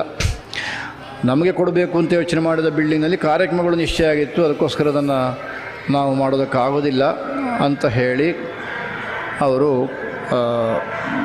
ನಮಗೆ ಅವಕಾಶವನ್ನು ಕೊಡಲಿಲ್ಲ. ಹಾಗಾಗಿ ನಾವು ಅಲ್ಲಿಂದ ನಾಗಾಲ್ಯಾಂಡನ್ನು ಬಿಟ್ಟು ನವಗಾಂವ್ ಊರಿಂದ ಉಮರಾಂಶೋ ಈ ಊರಿಗೆ ಬಂದು, ಇದು ನಾನು ಅದನ್ನು ಮೊನ್ನೆ ಉಲ್ಲೇಖ ಮಾಡಿದ್ದೆ ಮತ್ತು ನಮ್ಮ ಉಳಿದ ಇವರೆಲ್ಲ ಉಲ್ಲೇಖ ಮಾಡಿದ್ದರು. ಇಲ್ಲಿ ತಾಲ್ಮಿಯ ಸಿಮೆಂಟ್ ಫ್ಯಾಕ್ಟ್ರಿ ಇಲ್ಲೇ ಪಕ್ಕದಲ್ಲೇ ಇರುವಂಥದ್ದು. ಮೊದಲು 70% ಹಿಂದೂಗಳಿದ್ದರೆ ಈಗ 70% ಕ್ರಿಶ್ಚಿಯನ್ರು, ನಾವು 30% ಇದೆಲ್ಲ ಅಲ್ಲಿಯ ಪ್ರಮುಖರು. ಅವರೆಲ್ಲ ದಾಲ್ಮಿಯಾ ಕಂಪನಿಗೆ ಸೇರಿದವರು. ಒಬ್ಬರು ಡಾಕ್ಟ್ರ್ ಇದ್ದಾರೆ, ಇನ್ನೊಬ್ಬರು ಬೇರೆ ಬೇರೆ ಸಂಘ ಸಂಸ್ಥೆಗಳಲ್ಲಿ ಕೆಲಸ ಮಾಡ್ತಕ್ಕಂಥವ್ರು ಇದ್ದಾರೆ, RSSನವರಿದ್ದಾರೆ, EHP ಅವರಿದ್ದಾರೆ, ಎಲ್ಲ ಇದ್ದಾರೆ. ವನವಾಸಿ ಕಲ್ಯಾಣ ಕ್ಷೇತ್ರದಲ್ಲಿ ಕೆಲಸ ಮಾಡ್ತಕ್ಕಂಥವ್ರಿದ್ದಾರೆ. ಇವರು ಏನೇ ಇದ್ದರೂ ಕೂಡ ಮತಾಂತರ ಅಂತೂ ನಿರಂತರವಾಗಿ ಆಗ್ತಾ ಇದೆ ಅನ್ನೋದೇ ಅವರದ್ದೆಲ್ಲ ಕಳಕಳಿ. ಅದನ್ನು ಪದೇ ಪದೇ ನಮಗೆ ಹೇಳ್ತಿರ್ತಾರೆ. ಇದೇ ಶಾಲೆಯಲ್ಲಿ ಅಧ್ಯಾಪಕರಿಗೆ ತಿಂಗಳಿಗೆ ಭರ್ಜರಿ ಸಂಭಾವನೆ 3,000 ರೂಪಾಯಿ. ಅದು 10-12 ವರ್ಷಗಳಿಗಿಂತ ಹೆಚ್ಚು ಕೆಲಸ ಮಾಡ್ತಕ್ಕಂಥವರಿಗೆ ಅವರ ಅಷ್ಟು ಯೋಗ್ಯತೆ ಇದೆ ಅನ್ನೋ ಕಾರಣಕ್ಕೆ 3,000 ರೂಪಾಯಿ. ಇಲ್ಲ ಅಂದರೆ 50 ರೂಪಾಯಿಯಿಂದ ಆರಂಭ ಅಂತೆ ಈಗಲೂ ಕೂಡ. ಆದರೆ ಈ ವಿದ್ಯಾರ್ಥಿಗಳನ್ನು ನೋಡಿದರೆ ಅಧ್ಯಾಪಕರಿಗೆ ಇಷ್ಟೊಂದು ಕಡಿಮೆ ಸಂಭಾವನೆ ಅಂತ ನಾವು ಹೇಳೋದಕ್ಕೆ ಸಾಧ್ಯವೇ ಇಲ್ಲ. ಯಾಕೆಂದರೆ ಅವರು ಸಂಸ್ಕಾರ ಕೊಟ್ಟಿದ್ದು ಮಾತ್ರ ವಾಸ್ತವಿಕವಾಗಿ ಅನುಕರಣೀಯ ಮತ್ತು ಆನಂದದ ಕಣ್ಣೀರು ಬರುವಂಥ ಒಂದು ಪರಿಸ್ಥಿತಿ. ಇದೀಗ ಇದರಲ್ಲಿ ಈ ಶಾಲೆಯ ವಿದ್ಯಾರ್ಥಿಗಳು ಮಾತ್ರ ಅಲ್ಲ, ಇನ್ನೊಂದು 4 ಶಾಲೆಯ ವಿದ್ಯಾರ್ಥಿಗಳು. ಇದನ್ನು ನಾನು ಮೊನ್ನೆ ಉಲ್ಲೇಖ ಮಾಡಿದ್ದೇನೆ. ಅಲ್ಲೆಲ್ಲ ವಿದ್ಯಾಲಯ ಅಂದರೆ ನಮ್ಮ ಇಲ್ಲಿದ್ದಾಗೆ ಸ್ಟ್ರೆಂತ್ ಭಾರಿ ಇರುತ್ತೆ ಅಂತ ಇಲ್ಲ, ಗುಡ್ಡಗಾಡು ಪ್ರದೇಶ. ಹಾಗಾಗಿ ಒಂದೊಂದು ಶಾಲೆಯಲ್ಲಿ 150, 200 ಅದರ ಒಳಗೆ ಹೀಗೆಲ್ಲ ಇರುತ್ತೆ. ಹಾಗಾಗಿ 4 ಶಾಲೆಗಳು ಸೇರಿದರೂ ಕೂಡ ಅದು 200 ಚಿಲ್ಲರೆ ವಿದ್ಯಾರ್ಥಿಗಳು. ಆದರೆ ಇದರಲ್ಲಿ 4 ಶಾಲೆಗಳು, ವಿವೇಕಾನಂದ ಕೇಂದ್ರದವರ ಶಾಲೆ, ಹಾಗೆ ವಿದ್ಯಾಭಾರತಿಯ ಬೇರೆ ಶಾಲೆಗಳು ಮತ್ತು ಈ ಶಾಲೆ ವಿದ್ಯಾರ್ಥಿಗಳು ಎಲ್ಲರೂ ಸೇರಿದಂಥ ಒಂದು ಸಭೆ ಮಾಡಿದ್ದರು. ವಿದ್ಯಾರ್ಥಿಗಳಿಗೋಸ್ಕರ ಬೇರೆವೇ ಅವರಿಗೆ ಸ್ತೋತ್ರ ಹೇಳಿಕೊಟ್ಟರು. ಅವರು ಸ್ತೋತ್ರವನ್ನು ಅವರಿಗೆ ಮೊದಲೇ ಹೇಳಿಕೊಟ್ಟಿದೆ.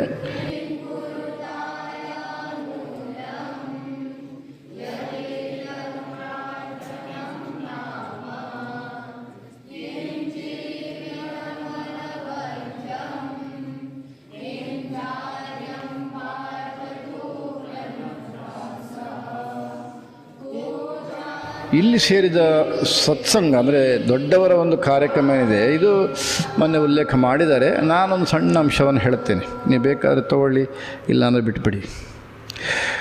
ಏನು ವಿಶೇಷ ಅಂತಂದರೆ, ಇವರು ಅಲ್ಲಿಯ ಒಬ್ಬರು ಪ್ರಮುಖರು, ಇವರು ಕಾರ್ಯಕ್ರಮದ ನಿರ್ವಹಣೆ ಎಲ್ಲ ಮಾಡಿದರು.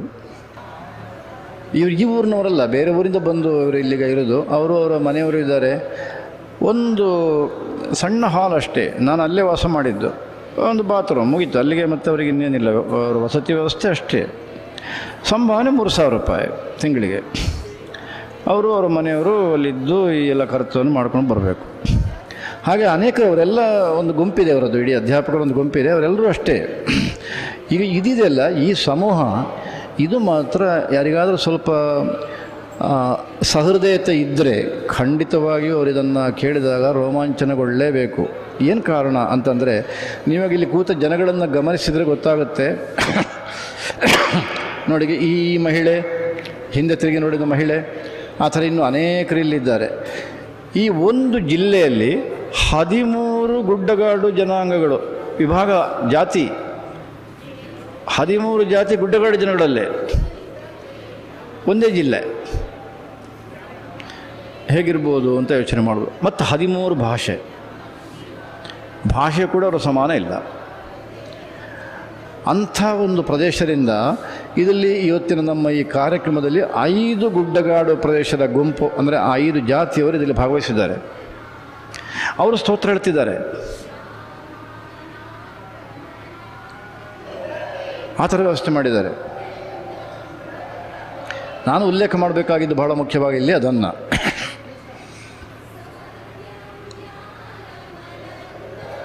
ಮತ್ತು ಇದರ ಸುತ್ತಮುತ್ತ ಈಗ ಕೇವಲ ಚರ್ಚ್ಗಳು ಬೆಳೆದಿವೆ. ಇದರ ಅಕ್ಕಪಕ್ಕದ ಕಾಂಪೌಂಡ್ಗಳಲ್ಲೇ ಒಟ್ಟು ಸೇರಿಸಿದರೆ 4-5ಕ್ಕೂ ಹೆಚ್ಚು ಚರ್ಚ್ಗಳಾಗುತ್ತೆ ಅಂತ ಅವ್ರು ಸಂಖ್ಯೆ ಹೇಳ್ತಾರೆ. ನಾನು ಅದನ್ನೆಲ್ಲ ನೋಡಲಿಕ್ಕೆ ಹೋಗಿಲ್ಲ. ನಮ್ಮವ್ರು ಕೆಲವರು ವಾಕಿಂಗ್ ಹೋದವರು ನೋಡಿ ಬಂದಿದ್ದೇವೆ ಅಂತ ಹೇಳಿದರು. ಸುಳ್ಳು ಹೇಳೋ ಪ್ರಶ್ನೆ ಇಲ್ಲ. ಅಂತ ಒಟ್ಟಿನಲ್ಲಿ ಪರಿಸ್ಥಿತಿ ಅಲ್ಲಿ ನಮ್ಮ ಸಮಾಜದ್ದು ಹೀಗಿದೆ. ಅಷ್ಟಾದರೂ ಬಹಳ ಸಂತೋಷದಿಂದ ಮಾಡಿದ್ದಾರೆ. ಎಷ್ಟರ ಮಟ್ಟಿಗೆ ಅಂದರೆ, ಅವರಿಗೆ ನಮ್ಮನ್ನೆಲ್ಲ ನೋಡಿಕೊಳ್ಳಿಕ್ಕೆ ಅಂಥ ಒಂದು ಸಾಮರ್ಥ್ಯ ಇಲ್ಲದೇ ಇದ್ದರೂ ಕೂಡ ಆ ದಾಲ್ಮಿಯಾ ಕಂಪೆನಿಯವರನ್ನು ಕೇಳಿಕೊಂಡು ಅವರು ದಿನಸಿ ಇತ್ಯಾದಿಗಳು ತರುವಾಗ ಮಾಡಿ, ಹೂವು ಇನ್ನೊಂದು ಮತ್ತೊಂದು ತರುವಾಗ ಮಾಡಿ ಕಾರ್ಯಕ್ರಮವನ್ನು ವ್ಯವಸ್ಥೆ ಮಾಡಿದ್ದಾರೆ. ಮತ್ತು ತಿಂಡಿ ವಿದ್ಯಾರ್ಥಿಗಳಿಗೆಲ್ಲ ಕೊಡಲಿಕ್ಕೆ ಯಾರ ಹತ್ರ ಕೇಳಬೇಕು, ಡೋನರ್ ಯಾರು, ಇದೆಲ್ಲ ದೊಡ್ಡ ಪ್ರಶ್ನೆ. ಅದಕ್ಕೆ ಅವರ ಪೈಕಿ ಕೆಲವರೆಲ್ಲ ಸೇರಿಕೊಂಡು ಒಂದು ಯೋಚನೆ ಮಾಡಿ, ಕಿಚಡಿ ಅಲ್ಲೆಲ್ಲ ಬಹಳ ಪ್ರಸಿದ್ಧ. ಇಲ್ಲಿ ನಾವು ಬಿಸಿಬೇಳೆ ಬಾತು ಇದೆಲ್ಲ ಮಾಡುವಾಗ ಅಲ್ಲಿ ಕಿಚಡಿ ಬಹಳ ಪ್ರಸಿದ್ಧ ಅಂತೆ. ಆ ಕಿಚಡಿಯನ್ನು ಮಾಡಿ ಬೆಳಗ್ಗೆ ಬಂದ ವಿದ್ಯಾರ್ಥಿಗಳಿಗೆಲ್ಲ ವಿತರಣೆ ಮಾಡಿ ಅವರನ್ನೆಲ್ಲ ಕಳಿಸಿದರು. ಇವರಿಗೂ ಆ ಕಿಚಡಿಯೆಲ್ಲ ಕೊಟ್ಟಿದ್ದಾರೆ, ಈ ಸತ್ಸಂಗಕ್ಕೆ ಬಂದವರು ಕೂಡ. ಆದರೆ ನಾವು ನಮ್ಮ ಕಣ್ಣು ತೆರೆಸೋದೇನೆಂದರೆ, ಅವರಿಗೆ ನಮ್ಮ ಸಂಸ್ಕೃತಿ ಮತ್ತು ಶಂಕರ ಭಗವತ್ಪಾದರ ಬಗ್ಗೆ ಇರತಕ್ಕಂಥ ಒಂದು ಗೌರವ ಎಂಥದ್ದು ಅಂತಂದರೆ, ಅವರು ಮರುದಿವಸ ನಮ್ಮನ್ನು ಬಿಡೋದಕ್ಕೆ ತಯಾರಿಲ್ಲ. ಮತ್ತು ಇನ್ನು ಯಾವಾಗ ನಾವು ಬರ್ತೇವೆ ಅಂತ ಅವರಿಗೆ ಹೇಳಿಯೇ ನಾವಲ್ಲಿಂದ ಹೊರಡಬೇಕು ಅನ್ನೋಷ್ಟರ ಮಟ್ಟಿನ ಒಂದು ಆಗ್ರಹ. ಇಲ್ಲ ನೋಡೋಣ, ಅದೆಲ್ಲ ಅವರು ಒಪ್ಪೋದಿಲ್ಲ. ಮತ್ತೆ ಹೇಳಿ ನಮಗೆ ಯಾವಾಗ ಬರ್ತೀರಿ ಅಂತ ಹೇಳಿ ನಾವು ಇದಕ್ಕಿಂತ ಚೆನ್ನಾಗಿ ಮಾಡ್ತೇವೆ ಅಂತ ಹೇಳುವಂಥ ಒಂದು ಅವರ ನಿಲುವು ಇದೆಯಲ್ಲ, ಅದು ನೋಡುವಾಗ ಮಾತ್ರ ನಮಗೆ ಪರಮ ಸಂತೋಷ ಆಗುತ್ತೆ. ಅದರ ಹಿಂದೆ ಇರತಕ್ಕ ಇದೆಲ್ಲ ಗುಡ್ಡಗಾಡೀಗ, ಈ ಮುಂದೆ ಕೂತಂಥ ಇವೆಲ್ಲ ಮಾತೆಯರು ಗುಡ್ಡಗಾಡಿನ ಮಾತೆಯರು. ನಮ್ಮ ಒಂದು ಧರ್ಮ ಸಂಸ್ಕೃತಿಯನ್ನು ಉಳಿಸುವುದಕ್ಕೆ ಕೆಲವು ಕಡೆಗಳಲ್ಲೆಲ್ಲ ಎಂಥ ತ್ಯಾಗ ಮಾಡ್ತಾ ಇದ್ದಾರೆ ನಮ್ಮವರು ಅನ್ನೋದನ್ನು ನಾವು ಈ ಥರ ಸಣ್ಣ ಸಣ್ಣ ಅಂಶಗಳಿಂದ ಗುರುತು ಮಾಡಿಕೊಳ್ಬೋದು ಅಂತ ನಾನು ಭಾವಿಸ್ತೇನೆ. ಇಲ್ಲಿಂದ ನಾವು ಮುಂದಕ್ಕೆ ಇದು ರಾಧಾರಮಣ ಆಶ್ರಮ. ಇಲ್ಲಿ ಕಿಶನ್ಗಂಜ್, ನೀಲಂ ಬಜಾರ್ ಮತ್ತು ಈ ರಾಧಾರಮಣ ಆಶ್ರಮ ಇರತಕ್ಕಂಥ ಈ ಜಾಗ ಇದೆಲ್ಲ ಅಕ್ಕಪಕ್ಕ. ಇದು ಒಂದು 10-12 ಕಿಲೋಮೀಟ್ರ್ ದೂರದ ಒಂದು ಅಂತರ ಅಷ್ಟೇ. ಈ ಆಶ್ರಮದಲ್ಲಿ ನಾವು ಉಳ್ಕೊಂಡಿದ್ದು. ಇದು ಆಶ್ರಮದ ಒಂದು ಸತ್ಸಂಗದ ದೃಶ್ಯ. ಬೆಳಗ್ಗೆ ಆ ಸತ್ಸಂಗವನ್ನು ಗೊತ್ತು ಮಾಡಿದರು. ಆಮೇಲೆ ನಾವು ಇಲ್ಲಿಂದ ಹೊರಟು ತ್ರಿಪುರ ಅಗರ್ತಲಾಕ್ಕೆ ಹೋಗಬೇಕಾಗಿತ್ತು. ಅದಕ್ಕಾಗಿ ಬೇಗ ಅದನ್ನು ಗೊತ್ತು ಮಾಡಿದರು. ಅಷ್ಟು ಬೇಗ ಆದರೂ ಕೂಡ ಜನ ಬಂದು ಸೇರಿದರು. ಈ ಆಶ್ರಮದ ಪ್ರಮುಖರು ಅಲ್ಲಿ ಇದ್ದಾರೆ. ಅದು ಫೋಟೋದಲ್ಲಿ ಬಂದಿದ್ದಾರೋ ಇಲ್ಲವೋ ನನಗೆ ಕಾಣೆ. ನಾವು ಹೋದ ದಿವಸ ಅವರು ನಮಗೆ ಭೇಟಿಯಾಗೋದಕ್ಕೆ ಬರಲಿಲ್ಲ. ಅವರು ಸ್ವಲ್ಪ ವಯಸ್ಸು ಅದರಿಂದ ವಿಶ್ರಾಂತಿಗೆ ಹೋಗಿದ್ದರು. ಆದರೆ ಮರುದಿವಸ ಬಂದಿದ್ದರು, ಭಾಳ ಸಂತೋಷಪಟ್ಟರು. ಮತ್ತು ಅವರು ಕೂಡ ಆಶ್ರಮಕ್ಕೆ ಆಗಾಗ ಬನ್ನಿ ಅಂತ ಹೇಳಿದರು.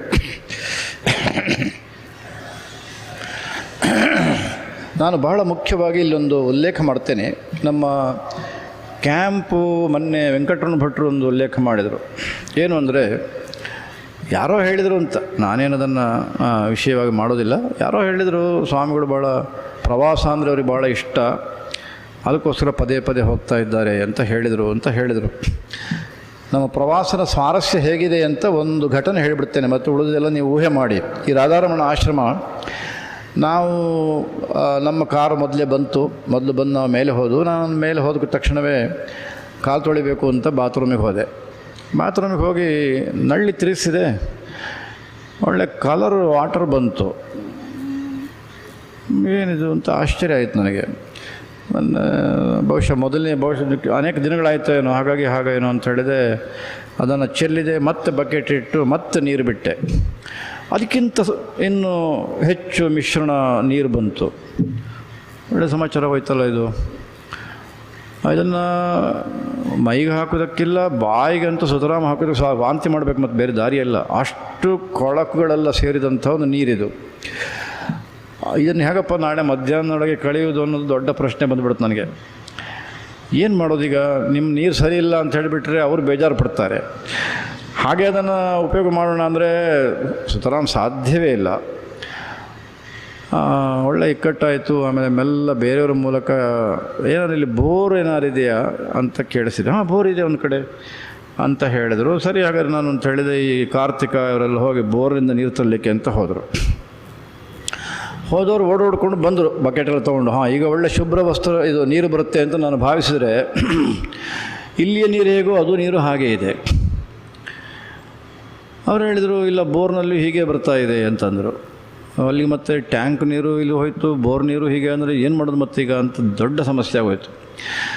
ಅಷ್ಟೊತ್ತಿಗೆ ನಾನು ಸ್ವಲ್ಪ ಸುತ್ತಾಡಬೇಕಲ್ಲ, ವಾಕಿಂಗ್ ಆಗಬೇಕಲ್ಲ ಅಂತ ಆ ಕಡೆ ಈ ಕಡೆ ಹೋಗಿದ್ದೆ. ಅಲ್ಲಿ ಪಕ್ಕದಲ್ಲಿ ನೋಡಿದ್ದೆ, ಆ ಕೊಳ ನೋಡಿದ್ದೆ ನಾನು. ಅದೇ ಕೊಳದಿಂದಲೇ ನೀರದು.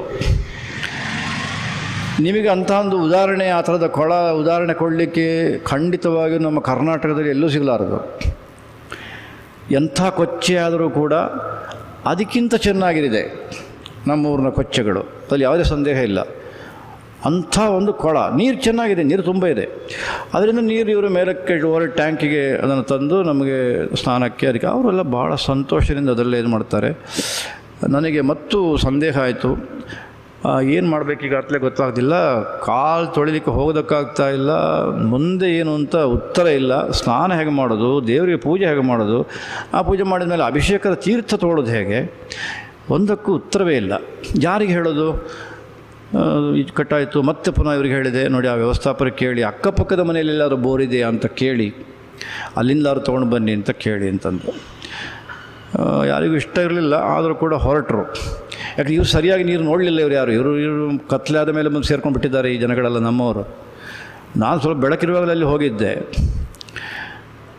ಆಮೇಲೆ ಕಾರ್ತಿಕ ಪ್ರವೃತ್ತಿಗಳೆಲ್ಲ ಅಂತೂ ಇಂತೂ ನಾನು ಸ್ವಲ್ಪ ಕಣ್ಣೆಲ್ಲ ಕೆಂಪು ಮಾಡಿದ ಮೇಲೆ ಹೋಗಿ ಕೇಳ್ಕೊಂಡು ಬಂದು ಮತ್ತೆ ಉತ್ತರ ಹೇಳಿದರು, ಇಲ್ಲ ಇಡೀ ಈ ಲೈನ್ ಎಲ್ಲೇ ಬೋರ್ ಇದ್ದರೂ ಇದೇ ಥರ ನೀರಂತೆ, ಇಲ್ಲಿ ಬೇರೆ ನೀರು ಸಿಗೋದೇ ಇಲ್ಲಂತೆ ಅಂತಂದರು.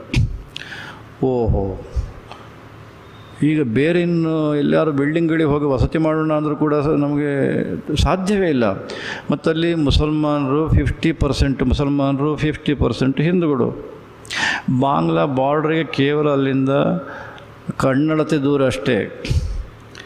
ಅಂಥ ಊರದು. ಭಾಳ ಒದ್ದಾಡಿಬಿಟ್ಟೆ. ಆಮೇಲೆ ಕೊನೆಗೆ ಯೋಚನೆ ಮಾಡಿದ್ದು, ಸರಿ ಇನ್ನೇನು ನೋಡೋಣ, ಫಿಲ್ಟರ್ಗೆ ಹಾಕಿದರೆ ಆದರೆ ಏನಾದ್ರು ಸ್ವಲ್ಪ ಆಗುತ್ತಾ ನೋಡೋಣ. ಫಿಲ್ಟರ್ಗೆ ಹಾಕಿದ ಮೇಲೆ ಸರಿಯಾಗಿ ಬಂದರೆ ಸದ್ಯಕ್ಕೆ ಅದನ್ನಾರು ಉಪಯೋಗ ಮಾಡೋಣ ಅಂಥೇಳಿ, ಆಮೇಲೆ ನೀರು ಕುದಿಸಿದರೆ ಏನಾಗುತ್ತೆ ಅಂತ ಪ್ರಯೋಗ ಮಾಡಿ, ಅಂತೂ ಇಂತೂ ಸ್ನಾನ ಕೊನೆಗೂ ಕೂಡ ಅದೇ ನೀರಿನಲ್ಲಿ ಮಾಡಿದ್ದು, ಬೇರೆ ದಾರಿಯೇ ಇಲ್ಲ. ಕುಡಿಯೋದಕ್ಕೆ ಮಾತ್ರ ಫಿಲ್ಟರ್ಗೆ ಹಾಕಿದ ನೀರನ್ನು ಕುಡಿಲಿಕ್ಕೆ ಅದನ್ನು ನೋಡಿದಾಗ ಸ್ವಲ್ಪ ಶುಭ್ರವಾಗಿ ಬಂತು. ಅದನ್ನು ಕುಡಿದು ಸದ್ಯಕ್ಕೆ ನಾವು ಅಲ್ಲಿಂದ ಕ್ಯಾಂಪನ್ನು ತೆಗೆದು ಮುಂದಿನ ಜಾಗಕ್ಕೆ ತೆಗಿತೇವೆ. ಅಂದರೆ ಕ್ಯಾಂಪಿನ ಒಂದು ಪರಿಸ್ಥಿತಿ ನಾನು ಒಂದು ಉದಾಹರಣೆ ಮಾತ್ರ ಕೊಟ್ಟೆ. ಬಹುತೇಕ ಕಡೆಗಳಲ್ಲಿ ಒಂದಲ್ಲ ಒಂದು ಈ ಥರದ್ದೇ ನಮಗೆ ಸಿಗುತ್ತೆ ಸಂತೋಷವಾಗಿ. ಸವಾಲಿರುತ್ತೆ ನಮಗೆ. ಹೌದೇ, ನಿಜವಾಗಿಯೂ ದೇವರ ಮೇಲೆ ನಂಬಿಕೆ ಇದೆಯೇ, ನಿಜವಾಗಿಯೂ ಭಗವತ್ಪಾದರ ಮೇಲೆ ನಂಬಿಕೆ ಇದೆಯೇ, ನಮ್ಮ ನಂಬಿಕೆಯನ್ನು ಪರೀಕ್ಷೆ ಮಾಡ್ತಕ್ಕಂಥ ಘಟನೆಗಳು ಹೆಜ್ಜೆ ಹೆಜ್ಜೆಗೆ. ಅಂಥದ್ರಲ್ಲಿ ರಾಧಾರಮಣ ಆಶ್ರಮದ ಒಂದು ಘಟನೆ ಯಾರೂ ಮರೀಲಿಕ್ಕೆ ಸಾಧ್ಯ ಇಲ್ಲ. ಇನ್ನು ಇವರುಗಳೆಲ್ಲ ಸಂತೋಷಪಟ್ಟಿದ್ದಾರೇನೋ ಗೊತ್ತಿಲ್ಲ, ಅವರೇ ಹೇಳಬೇಕು. ನಾನಂತೂ ಒದ್ದಾಡಿದ್ದೊಂದು ಸತ್ಯ. ಅಷ್ಟೇ ಅಲ್ಲ, ನನಗೆ ಭಯ ಆಯಿತು. ಇನ್ನು ಪ್ರಯಾಣ ಸಿಕ್ಕಾಪಟ್ಟೆ ಟೈಮಿದೆ, 3 ತಿಂಗಳು ಮತ್ತೆ ಪ್ರಯಾಣ ಮಾಡಬೇಕು. ನೀರಿಂದಾಗಿ ಆಗುತ್ತೋ ನನಗೆ ಗೊತ್ತಿಲ್ಲ. ಒಟ್ಟಿನಲ್ಲಿ ನನ್ನ ಮನಸ್ಸಿಗೆ ಈ ನೀರು ಇದೆಂಥ ಕೊಚ್ಚ ನೀರು. ನಾನು ಕಾವೇರಿಯಲ್ಲಿ ಬೇಕಾದಷ್ಟು ಸಾರಿ ಪ್ರವಾಹ ನೋಡಿದ್ದೇನೆ, ಸ್ನಾನ ಮಾಡಿದ್ದೇನೆ, ಎಲ್ಲ ಮಾಡಿದ್ದೇನೆ.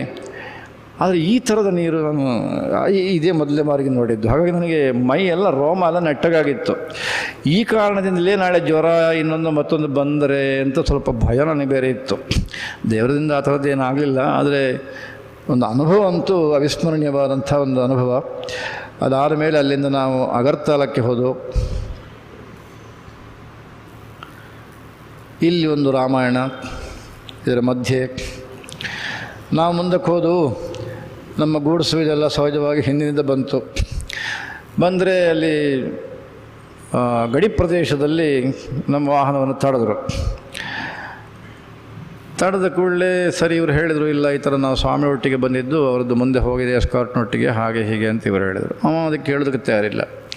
ಆಮೇಲೆ ಈ ಗೂಡ್ಸ್ನಲ್ಲಿ ಒಬ್ಬ ಇದ್ದವ ಅಖಿಲ, ಅವನಿಗೆ ತಾಳ್ಮೆ ಅನ್ನೋದು ಇಲ್ಲ, ಅವನಿಗೆ ಸ್ವಲ್ಪ ಕಡಿಮೆ. ಸರಿ, ಅಲ್ಲಿ ಮಾತನಾಡೋಕೆ ಏನೆಲ್ಲ ಮಾತನಾಡಿದ್ದಾರೋ ಗೊತ್ತಿಲ್ಲ. ಒಟ್ಟಿನಲ್ಲಿ ಹಣದ ವಿಚಾರ ಬಂತು ಅಂತ ಕಾಣುತ್ತೆ. ಈ ಹಣದ ವಿಚಾರದ ಬಗ್ಗೆ ಇವರೇನು ಅದಕ್ಕೆ ಅಷ್ಟೊಂದು ಸಮಂಜಸವಾದ ಉತ್ತರ ಕೊಡಲಿಲ್ಲ ಅಂತಾಗಿ ಕೊನೆಗೆ ಒಟ್ಟು ಗಡಿಬಿಡಿ ಆಗಿ ಸಾಧ್ಯವೇ ಇಲ್ಲ ನಾವು ಬಿಡೋದಕ್ಕೆ ಅಂತ ಅನ್ನುವ ಪರಿಸ್ಥಿತಿ ಬಂದು, ನಾವು ಮುಂದೆ ಹೋದವರು ಇವರು ಬರಲಿಲ್ಲ ಅಂತ ಮತ್ತೊಂದು 25 ನಿಮಿಷ ಕಾತು, 30 ನಿಮಿಷ ಕಾತು. ಆಮೇಲೆ ಫೋನ್ ಸರಿ ನೆಟ್ವರ್ಕ್ ಸಿಗ್ತಿಲ್ಲ. ಅಷ್ಟಾದರೂ ಸಿಗೋ ನೆಟ್ವರ್ಕ್ನಲ್ಲೇ ಮಾತನಾಡಿದಾಗ ಗೊತ್ತಾಯಿತು ಈ ಥರ ಎಲ್ಲ ಗಡಿಬಿಡಿ ಆಗಿದೆ. ಅವನು 1000 ರೂಪಾಯಿ ಕೇಳಿದ, ಅದು ಕೊಡಲಿಲ್ಲ ಅನ್ನೋದಕ್ಕೆ ಮಾತೆಲ್ಲ ಭಾಳ ಕೆಟ್ಟ ಮಾತಾಡಿದ. ಅದಕ್ಕೆ ನಾವು ಸ್ವಲ್ಪ ಹೇಳಿದ್ವು, ಹೀಗಾಗಿ ಗಲಾಟೆ ಆಗುವ ಸಂಭವ ಇದಾಗಿದೆ, ಹಾಗೆ ಹೀಗೆ ಅಂತೆಲ್ಲ ಬಂತು. ಕೊನೆ ನಾವು ನಮ್ಮ ಎಸ್ಕಾರ್ಟ್ಗೆ ಹೇಳಿದ್ವು, ನೋಡಿ ಈ ಥರ ನಮ್ಮ ಗೂಡ್ಸಲ್ಲಿ ಸಿಕ್ಕಾಕ್ಕೊಂಡಿದೆ, ಒಂದು ಸ್ವಲ್ಪ ನೀವು ಹೋದರೂ ಪರವಾಗಿಲ್ಲ, ಅಥವಾ ನೀವು ಫೋನ್ ಮಾಡಿ ಅವರಿಗೆ, ಇಲ್ಲ ಅದು ನಮ್ಮದೇ ಗಾಡಿ, ನಾವು ಸ್ವಲ್ಪ ಮುಂದೆ ಬಂದು ಅಂಥೇಳಿ ಅವ್ರನ್ನ ಬರುವ ಹಾಗೆ ಮಾಡಿ ಅಂತ ಹೇಳಿತು. ಅವರು ಪಾಪ ಪ್ರಯತ್ನ ಪಟ್ಟರು. ಆಮೇಲೆ ನಮಗೆ ಅಸ್ಸಾಮಿಂದ ಯಾರು ನಮ್ಮನ್ನು ತ್ರಿಪುರಾ ಕಡೆಗೆ ಬಿಟ್ಟಿದ್ದರೋ ಆ ಎಸ್ಕಾರ್ಟ್ನವರಿಗೂ ಫೋನ್ ಮಾಡಿದರು. ಅವರದ್ದೆಲ್ಲ ಫೋನ್ ನಂಬರ್ ಇರುತ್ತಿರುತ್ತೆ. ಅವರಿಲ್ಲ ನಾವು ಮಾತನಾಡ್ತೇವೆ, ಕಳಿಸ್ಕೊಡ್ತೇವೆ ಅಂತ ಅವರು ಹೇಳಿದರು. ಹಾಗೆ ಕೊನೆಗೆ ಎಸ್ಕಾರ್ಟ್ನವರೆಲ್ಲ ಸೇರಿಕೊಂಡು ಅಂತೂ ಇಂತೂ ಮಾತನಾಡಿ ನಮ್ಮ ಗೂಡ್ಸನ್ನು ಈ ಕಡೆ ತ್ರಿಪುರಾಕ್ಕೆ ಕಳಿಸಿಕೊಟ್ರು. ಯಾವ ಕಾರಣವೂ ಇಲ್ಲ, ಅನವಶ್ಯಕವಾಗಿ ಸಣ್ಣ ಇದಕ್ಕೆ ಅವೇನೋ ಹಣ ಕೇಳಿದ, ಕೊಡಲಿಕ್ಕೆ ಆಗೋದಿಲ್ಲ ಅಂತ ಇವರು ಹೇಳಿದರು. ಏನು ಒಟ್ಟಿನಲ್ಲಿ ನಡೆದು ಅದು ವಿಪರೀತಕ್ಕೆ ಹೋದದು. ವಿಪರೀತಕ್ಕೆ ಹೋಗಿ ಒಟ್ಟಿನಲ್ಲಿ ಗೋಜಲು, ಅವನು ಸಿಕ್ಕಾಪಟ್ಟೆ ಬೈದಕ್ಷರ ಮಾಡಿದ, ಹಾಗೆ ಹೀಗೆ ಅಂತ. ವಾಪಸ್ ಬರುವಾಗಲೂ ಅದೇ ವಾತಾವರಣ ಇತ್ತಲ್ಲಿ. ಆದರೆ ನಾವು ಮೊದಲೇ ಅದನ್ನು ನಿರೀಕ್ಷೆ ಮಾಡಿದ್ರಿಂದ ನಮ್ಮ ಎಸ್ಕಾರ್ಟ್ನವರು ಅದನ್ನು ಮೊದಲೇ ಎಲ್ಲ ಹೇಳಿದ್ದರು. ಹಾಗೆ ಹೀಗೆ ಒಂದು ಸರಿ ನೋಡಿದ, ಆಮೇಲೆ ನಮ್ಮನ್ನು ಬಿಟ್ಟ. ಬರುವಾಗ ಏನು ತೊಂದರೆ ಆಗಲಿಲ್ಲ, ಆದರೆ ಹೋಗುವ ತೊಂದರೆ ಆಯಿತು. ಇದು ನಮ್ಮ ಪ್ರಯಾಣದಲ್ಲಿ ಅಲ್ಲಲ್ಲಿ ನಮಗೆ ಒಳ್ಳೆಯ ರುಚಿಯನ್ನು ಕೊಡತಕ್ಕಂಥ ಘಟನೆಗಳಿದ್ದು ಒಂದಲ್ಲ, ಈ ಥರ ಅನೇಕ ಘಟನೆಗಳಿವೆ. ನಾನು ಒಂದನ್ನು ಮಾತ್ರ ಉಲ್ಲೇಖ ಮಾಡಿದೆ. ಇದು ಅಗರ್ತಲಾದಲ್ಲಿ ನಾವು ಉಳ್ಕೊಂಡ ಸ್ಥಳ. ನಿಮಗೆ ಇಲ್ಲಿವರೆಗೆ ನೋಡಿದಾಗ ಏನಾದರೂ ಬೇಜಾರಾಗಿದ್ದರೆ, ಅಯ್ಯೋ ನಮ್ಮ ಸ್ವಾಮಿಗಳು ಹೋಗಿ ಇಂಥ ಎಲ್ಲ ಬಿಲ್ಡಿಂಗ್ನಲ್ಲಿ ಉಳಿಬೇಕಾಯ್ತಾ, ಚಚ್ಚ ಇನ್ನು ಮುಂದಕ್ಕಾದ್ರೂ ಹೋಗೋದು ಬೇಡ ಅಂತ ನಾವು ಹೇಳ್ತೇವೆ ಅಂತ ನೀವೇನಾದ್ರು ಯೋಚನೆ ಮಾಡಿದರೆ, ಈಗ ಮರೆತು ಬಿಡಿ. ಈಗ ಈ ಬಿಲ್ಡಿಂಗಲ್ಲಿ ನಮಗೆ ವಾಸ ಕೊಟ್ಟಿದ್ದಾರೆ. ಇದು ಸೆಂಟ್ರಲ್ ಸಂಸ್ಕೃತ್ ಯೂನಿವರ್ಸಿಟಿ, ಕೇಂದ್ರೀಯ ಸಂಸ್ಕೃತ ವಿಶ್ವವಿದ್ಯಾಲಯದ ಒಂದು ಬಿಲ್ಡಿಂಗ್, ಅತಿಥಿ ಗೃಹ ಇದು. ಇದರಲ್ಲಿ ನಮಗೆ ವಾಸ ಕೊಟ್ಟಿದ್ದಾರೆ. ಸರ್ಕಾರದ ಬಿಲ್ಡಿಂಗ್ ಇದು. ಇಲ್ಲಿ ನಾವು 3 ದಿವಸ ಪರಿಪೂರ್ಣವಾಗಿ ವಾಸ ಮಾಡಿದ್ದೇವೆ. ಖರ್ಚು ವೆಚ್ಚಗಳು ಅದೆಲ್ಲ ಅವರೇ ನೋಡಿಕೊಂಡಿದ್ದಾರೆ. ಮತ್ತು ಇಷ್ಟೊಂದು ಗೌರವದಿಂದ ನಮ್ಮನ್ನು ಅಲ್ಲಿ ಬರಮಾಡಿಕೊಂಡಿದ್ದಾರೆ. ಇವರು ಅಲ್ಲಿಯ ಡೈರೆಕ್ಟರ್, ಅವರೀಗ VC ಅಂತ ಹೇಳೋದಿಲ್ಲ, ಡೈರೆಕ್ಟರ್ ಅಂತ ಹೇಳ್ತಾರೆ. ಈ ನೀಲಿ ಜುಬ್ಬ ಹಾಕಿದವರು.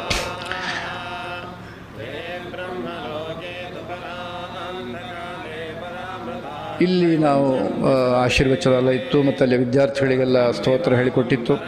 ಅದೆಲ್ಲ ಕಾರ್ಯಕ್ರಮದೆಲ್ಲ ಮೊನ್ನೆ ಉಲ್ಲೇಖ ಮಾಡಿದ್ದಾರೆ. ನಾನು ಮತ್ತೆ ಅದನ್ನು ಹೆಚ್ಚು ಉಲ್ಲೇಖ ಮಾಡೋದಕ್ಕೆ ಹೋಗೋದಿಲ್ಲ. ಇಲ್ಲಿ ನಾವು ಪರಮಾರ್ಥ ಸಾಧಕ ಸಂಘದಲ್ಲಿ ಕಳೆದ ಬಾರಿ ಮಾಡಿದ ಜಾಗದಲ್ಲಿ ಈ ಬಾರಿಯೂ ಸತ್ಸಂಗ ಇತ್ತು, ಅಲ್ಲಿ ಆಶೀರ್ವಚನ ಮಾಡಿತ್ತು. ಅದಕ್ಕೆ ಆಶೀರ್ವಚನಕ್ಕೆ ಹೋಗಿದ್ದೆ. ಅಲ್ಲೂ ಕೂಡ ಅವರು ಒಳ್ಳೆ ರೀತಿಯಲ್ಲಿ ಸೇರಿಸಿರೋರು. ಘೋಷ್ ಅಂತ ಅಲ್ಲಿಯ ವಯಸ್ಸಾದವರು ಇದ್ದಾರೆ, ಆ ಕಡೆ ಶಾಲೆ ಹಾಕ್ಕೊಂಡು ಕುತ್ತಿಗೆಗೆ.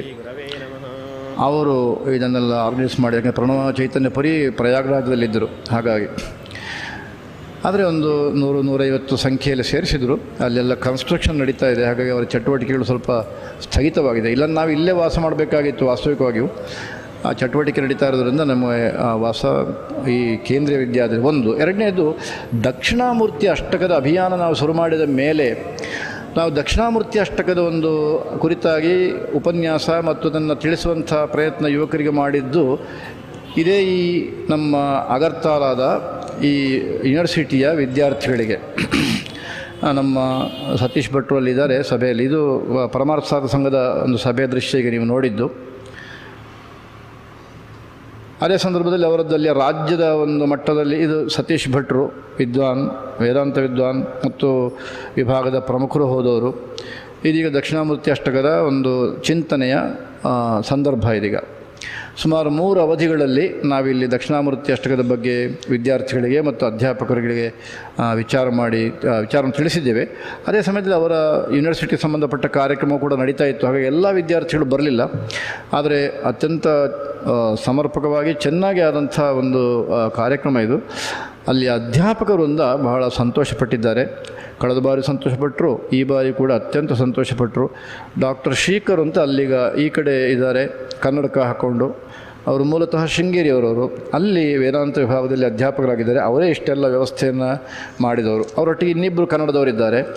ಅವರು ಇವರಿಗೆ ಸಹಕಾರಿಗಳಾಗಿ ಅವರು ಕೂಡ ಇದನ್ನೆಲ್ಲ ಸಂಘಟಿಸುವಲ್ಲಿ ವಿಶೇಷವಾದ ಕರ್ತವ್ಯವನ್ನು ನಿರ್ವಹಿಸಿದ್ದಾರೆ. ಹಾಗಾಗಿ ಒಟ್ಟಿಗೆ ಇಲ್ಲಿಯ ಒಂದು ಈ ಕಾರ್ಯಕ್ರಮ ಅವಿಸ್ಮರಣೀಯವಾದಂಥ ಕಾರ್ಯಕ್ರಮ. ಮತ್ತು ಈ ಡೈರೆಕ್ಟರಿಂದ ಹಿಡಿದು ಎಲ್ಲರೂ ಕೂಡ ಅತ್ಯಂತ ಸಂತೋಷದಿಂದ ಕಣ್ಣೀರು ಹಾಕಿದರು ಬರುವಾಗ. ಮತ್ತು ಮುಂದೆ ಯಾವಾಗಲೇ ಬಂದರೂ ಕೂಡ ನಮ್ಮ ಅಗರ್ತಲಾದಲ್ಲಿ ಇಲ್ಲೇ ಉಳಿಬೇಕು ಅಂತ ವಿಶೇಷವಾಗಿ ಕೇಳಿಕೊಂಡಿದ್ದಾರೆ. ಅಷ್ಟರ ಮಟ್ಟಿಗೆ ಅವರಿಗೆ ಮನಸ್ಸಿಗೆ ಸಂತೋಷವಾಗಿದೆ. ಅದಾದ ಮೇಲೆ ನಾನು ವಿಶೇಷವಾಗಿ ಉಲ್ಲೇಖ ಮಾಡಬೇಕಾದ್ದು ಇನ್ನೊಂದು ಘಟನೆ. ಹೋದಲ್ಲೆಲ್ಲ ಕಾರ್ಯಕ್ರಮವನ್ನು ಗೊತ್ತು ಮಾಡಬೇಕು ಅನ್ನೋದಕ್ಕೆ ಶ್ರೀಧರ ಹೆಗಡೆಯವರು ಬಹಳ ಒಂದು ಪ್ರಯಾಸವನ್ನು ಪಡ್ತಾಯಿದ್ದರು. ಹಾಗೆ ತ್ರಿಪುರಾದಲ್ಲಿ ಏನೇನು ಮಾಡಬೇಕು ಅಂತ ಯೋಚನೆ ಮಾಡಿ ಒಂದೊಂದೇ ವಿಚಾರ ಮಾಡ್ತಾಯಿದ್ರು. ಆ ಸಂದರ್ಭದಲ್ಲಿ ತ್ರಿಪುರಾದಲ್ಲಿ ಇನ್ನೊಂದು ವಿದ್ಯಾಭಾರತಿ ಸ್ಕೂಲಿದ್ದು ಕಾರ್ಯಕ್ರಮ ಇದೆ, ಅದನ್ನು ತೋರಿಸ್ಬೋದು. ತ್ರಿಪುರಾ ಯೂನಿವರ್ಸಿಟಿಯಲ್ಲಿ ನಾನು ಮೊನ್ನೆ ಉಲ್ಲೇಖ ಮಾಡಿದ್ದೆ ಅದನ್ನು. ನಮ್ಮ ಕರ್ನಾಟಕ ಬಿಟ್ಟರೆ ಇನ್ನೆಲ್ಲ ಕಡೆ ನಮಗೆ ಯೂನಿವರ್ಸಿಟಿಯಲ್ಲಿ ಅಲ್ಲಿ ಇಲ್ಲಿ ಅವಕಾಶ ಕೊಡ್ತಾರೆ, ಇಲ್ಲಿ ಮಾತ್ರ ಇಲ್ಲ ಅಂತ. ತ್ರಿಪುರಾ ಯೂನಿವರ್ಸಿಟಿಯಲ್ಲಿ ಅವಕಾಶವನ್ನು ಕೊಟ್ಟಿದ್ದರು. ಅಲ್ಲಿ ವಿಷಯ ಏನು ಅಂದರೆ ಶಾಂಕರ ಸಿದ್ಧಾಂತ and it's implication on students life ಅಂತ ವಿಷಯ. ಆ ವಿಷಯದಲ್ಲಿ ನಾನು ಮಾತನಾಡಿದೆ. ಇಲ್ಲಿ ಅವರ ಡೀನ್ಗಳೆಲ್ಲ ಅಲ್ಲಿ ಕೂತಿದ್ದಾರೆ. VC ಬರಬೇಕಾಗಿತ್ತು, ಅವರೇನೋ ಅರ್ಜೆಂಟ್ ಮೀಟಿಂಗ್ ಬಂದು ಅವರು ಬರಲಿಲ್ಲ. ಇವರು ಒಂದು ವಿಭಾಗದ ಪ್ರಮುಖರು. ಈಗೆಲ್ಲ ಕಾರ್ಯಕ್ರಮ ನಿರ್ವಹಣೆ ಎಲ್ಲ ಅವರು ಮಾಡ್ತಾ ಇದ್ದಾರೆ. ಈ ಕಡೆ ವಿದ್ಯಾರ್ಥಿಗಳು ಸೇರಿದ್ದನ್ನು ತೋರಿಸ್ಬೋದು. ಉಲ್ಲೇಖ ಮಾಡಬೇಕಾದ್ದೇನೆಂದರೆ, ಇಲ್ಲಿ ಆರ್ಗನೈಸ್ ಮಾಡಿದವರು ಯಾರು ಅಂತ ಹೇಳಿದರೆ ನೀವು ಖಂಡಿತವಾಗಿಯೂ ಆಶ್ಚರ್ಯಪಡೋದು, ಅದರಲ್ಲಿ ಯಾವುದೇ ಸಂದೇಹ ಇಲ್ಲ ಅಂತ ನನ್ನ ಅಭಿಪ್ರಾಯ.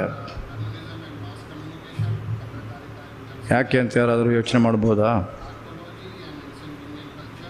ನಿಮಗೆ ಯೋಚನೆ ಬರಲಿಲ್ಲ ಅಂತ ನಾನೇ ಹೇಳ್ತೇನೆ.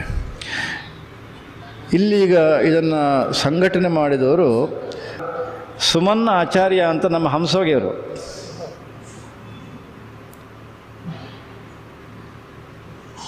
ಸುಮನ್ನ ಆಚಾರ್ಯ ಅಂತ ಹಂಸೋಗಿಯವರು. ಅಲ್ಲಿ ಇನ್ನೊಬ್ಬರು ಉಪ್ಪುಂದದವರಿದ್ದಾರೆ. ಅವರ ಹೆಸರೆಂತ?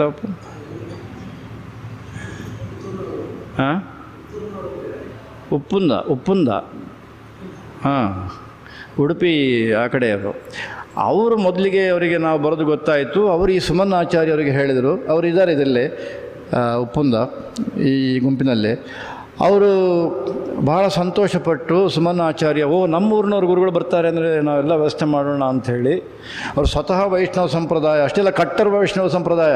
ಆ ತ್ರಿಪುರದ ಈ ಯೂನಿವರ್ಸಿಟಿಯಲ್ಲೂ ಕೂಡ ಇದು ಇಲ್ಲೆಲ್ಲ ಗುರುತು ಹಾಕೋದು ಇದೆಲ್ಲ ಬಿಡಲೇ ಇಲ್ಲ ಅವರು. ಮತ್ತು ಅವರ ಕಚ್ಚೆ ಗಿಚ್ಚೆಲ್ಲ ನೋಡಿದ್ರೆ ಗೊತ್ತಾಗುತ್ತೆ. ಅತ್ಯಂತ ಆನಂದದಿಂದ ಯೂನಿವರ್ಸಿಟಿಯಲ್ಲೂ ಕೂಡ ಕಚ್ಚೆ ಹಾಕ್ಕೊಂಡು ಭಾಳ ಸಂತೋಷದಿಂದ ನಮಸ್ಕಾರ ಮಾಡೋದ್ರಿಂದ ಹಿಡಿದು ಎಲ್ಲವನ್ನೂ ಮಾಡ್ತಾರೆ ಅವರು. ಮತ್ತು ಭಾಳ ಚಾಲಾಕ್ ಮನುಷ್ಯ. ಇಂಗ್ಲೀಷ್ ಸ್ವಲ್ಪ ಮಾತಾಡ್ತಾರೆ, ಸಂಸ್ಕೃತ ಅಂತ ಅವ್ರದ್ದು ವಿಷಯ. ಅವರು ಪೂರ್ಣಪ್ರಜ್ಞ ವಿದ್ಯಾಪೀಠದಲ್ಲಿ ಬೆಂಗಳೂರಲ್ಲಿ ಓದಿದ್ದು.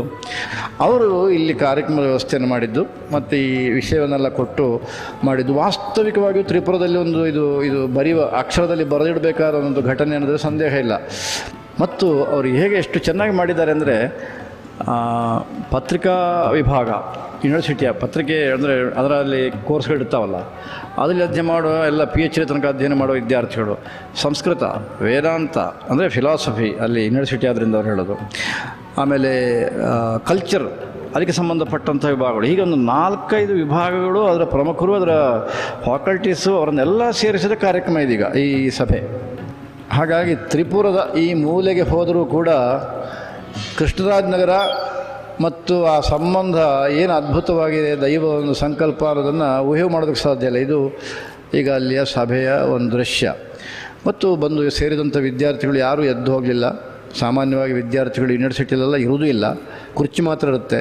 ಅವರು ಇಲ್ಲಿ ಹಾಗಲ್ಲ, ನೀವು ನೋಡ್ಬೋದು ಸಭೆಯನ್ನು ಅತ್ಯಂತ ಚೆನ್ನಾಗಿ. ನಾನು ಆಮೇಲೆ ಸುಮನ್ ಆಚಾರ್ಯರಿಗೆ ಹೇಳಿದೆ, ಅಲ್ರಿ ನೀವು ಈ ವಿದ್ಯಾರ್ಥಿಗಳನ್ನು ಹೀಗೆ ಕೂಡಿ ಹಾಕಿದ್ದು ಸಾಕಲ್ಲ ಅಂತಂದೆ. ಅವ್ರು ನಗ್ತಾ ಹೇಳಿದರು, ಇಲ್ಲ ನಾವು ಅವ್ರಿಗೆ ಸರ್ಟಿಫಿಕೇಟ್ ಕೊಡ್ತೇವೆ, ಅದಕ್ಕೆ ಮಾರ್ಕ್ಸ್ ಇದೆ ಅದಕ್ಕೆ. ಹಾಗೆ ಅವ್ರು ಎದ್ದೋದೊಳಗೆ ಸರ್ಟಿಫಿಕೇಟ್ ಕೊಡೋದಿಲ್ಲ, ಅದಕ್ಕೋಸ್ಕರ ಈಗ ಗಪ್ಚಪ್ಪಾಗಿ ಕೂತಿದ್ದಾರೆ, ಪರವಾಗಿಲ್ಲ, ಅದೆಲ್ಲ ನಾವು ಮಾಡೇ ಮಾಡ್ತೇವಪ್ಪ, ಇಲ್ಲಾಂದ್ರೆ ಆಗೋದಿಲ್ಲ, ನಮಗೆ ಕೂತ್ಕೊಳಿಸ್ಲಿಕ್ಕೆ ಆಗೋದಿಲ್ಲ ಅಂತ ಉತ್ತರ ಕೊಟ್ಟರು. ಆದರೆ ನಮ್ಮ ಈ ವಿಚಾರವನ್ನು ಮಾತ್ರ ಅತ್ಯಂತ ಗಂಭೀರವಾಗಿ ತೊಗೊಂಡು ಕೇಳಿದ್ದಾರೆ. ಕೂತ್ಕೊಂಡಿದ್ದು ಹಾಗೆ ಅಂತ ಒಂದು ತಮಾಷೆ ಮಾಡಿದರೂ ಕೂಡ ಗಂಭೀರವಾಗಿ ಕೇಳಿದ್ದಾರೆ. ಯಾಕೆಂದರೆ ನಾನು ಹೊರಡುವಾಗೆಲ್ಲ ನಾನು ನೋಡ್ತಾ ಇದ್ದೆ ವಿದ್ಯಾರ್ಥಿಗಳೊಂದು ವ್ಯವಹಾರ ಇದೆಲ್ಲ. ಹಾಗಾಗಿ ತ್ರಿಪುರಾದಲ್ಲಿ ನಮಗೆ ಬಹಳ ಅನುಕೂಲ ಆಯಿತು. ನಾನು ತ್ರಿಪುರಾದಲ್ಲಿ ನಮಗೆ ಸತೀಶ್ ಭಟ್ರು ಡಾಕ್ಯುಮೆಂಟ್ರಿ ಮಾಡೋದ್ರ ಬಗ್ಗೆ ಉಲ್ಲೇಖ ಮಾಡಿದರು ಅಂತ ನಾನು ನಿಮಗೆ ಉಲ್ಲೇಖ ಮಾಡಿದ್ದೇನೆ. ಆ ಡಾಕ್ಯುಮೆಂಟ್ರಿಗೆ ನಾವು ಶುರು ಮಾಡಿದ್ದಿದೆ ಈ ಸುಮನ್ ಆಚಾರ್ಯ ಹಿಡ್ಕೊಂಡು, ಅಲ್ಲೇ ಶುರು ಮಾಡಿದ್ವು, ನಾವು ತ್ರಿಪುರಲ್ಲೇ ಶುರು ಮಾಡಿದ್ವು. ನಮಗೆ ಈ ಸುತ್ತಮುತ್ತಲಿನ ಎಲ್ಲ ಇದನ್ನು ಸರ್ಕಾರದ ಇದು ಅಥವಾ ಬೇರೆ ದಾಖಲೆಗಳೇನಿದೆ ಅದನ್ನೆಲ್ಲ ಯೋಚನೆ ಮಾಡೋದಕ್ಕೆ ನೀವು ಸಹಕಾರ ಕೊಡಬೇಕು ಅಂತ ಅವರು ಮತ್ತು ಆ ನಿರಂಜನ್ ಇಬ್ಬರು ಸೇರಿ ಈಗ ನಾವು ಮಾಡಿಕೊಡ್ತೇವೆ, ಇಲ್ಲಿ ಏನಿದ್ದರೂ ನಮಗೆ ದಾಖಲೆ ಕೊಡ್ತೇವೆ ಅಂತ ಹೇಳಿದ್ದಾರೆ. ಹಾಗೆ ಅಲ್ಲಿಂದ ನಾವು ಇದನ್ನು ಆರಂಭ ಮಾಡ್ಕೊಂಡು ಬಂದು ಇದಿಷ್ಟು ಅಲ್ಲಿಯ ರಿಟ್ರೀಟ್ ಬಗ್ಗೆ. ಇನ್ನು ಉಳಿದಂತೆ ನಾಳೆ ಪರವಾಗಿಲ್ಲ, ನಾಳೆ ಮುಂದುವರಿಸ್ತೇನೆ. ಹರ ನಮಃ ಪಾರ್ವತೀಪತಯೇ ಹರ ಹರ ಮಹಾದೇವ. ಸೀತಾಕಾಂತ ಸ್ಮರಣಂ ಜಯ ಜಯ ರಾಮ.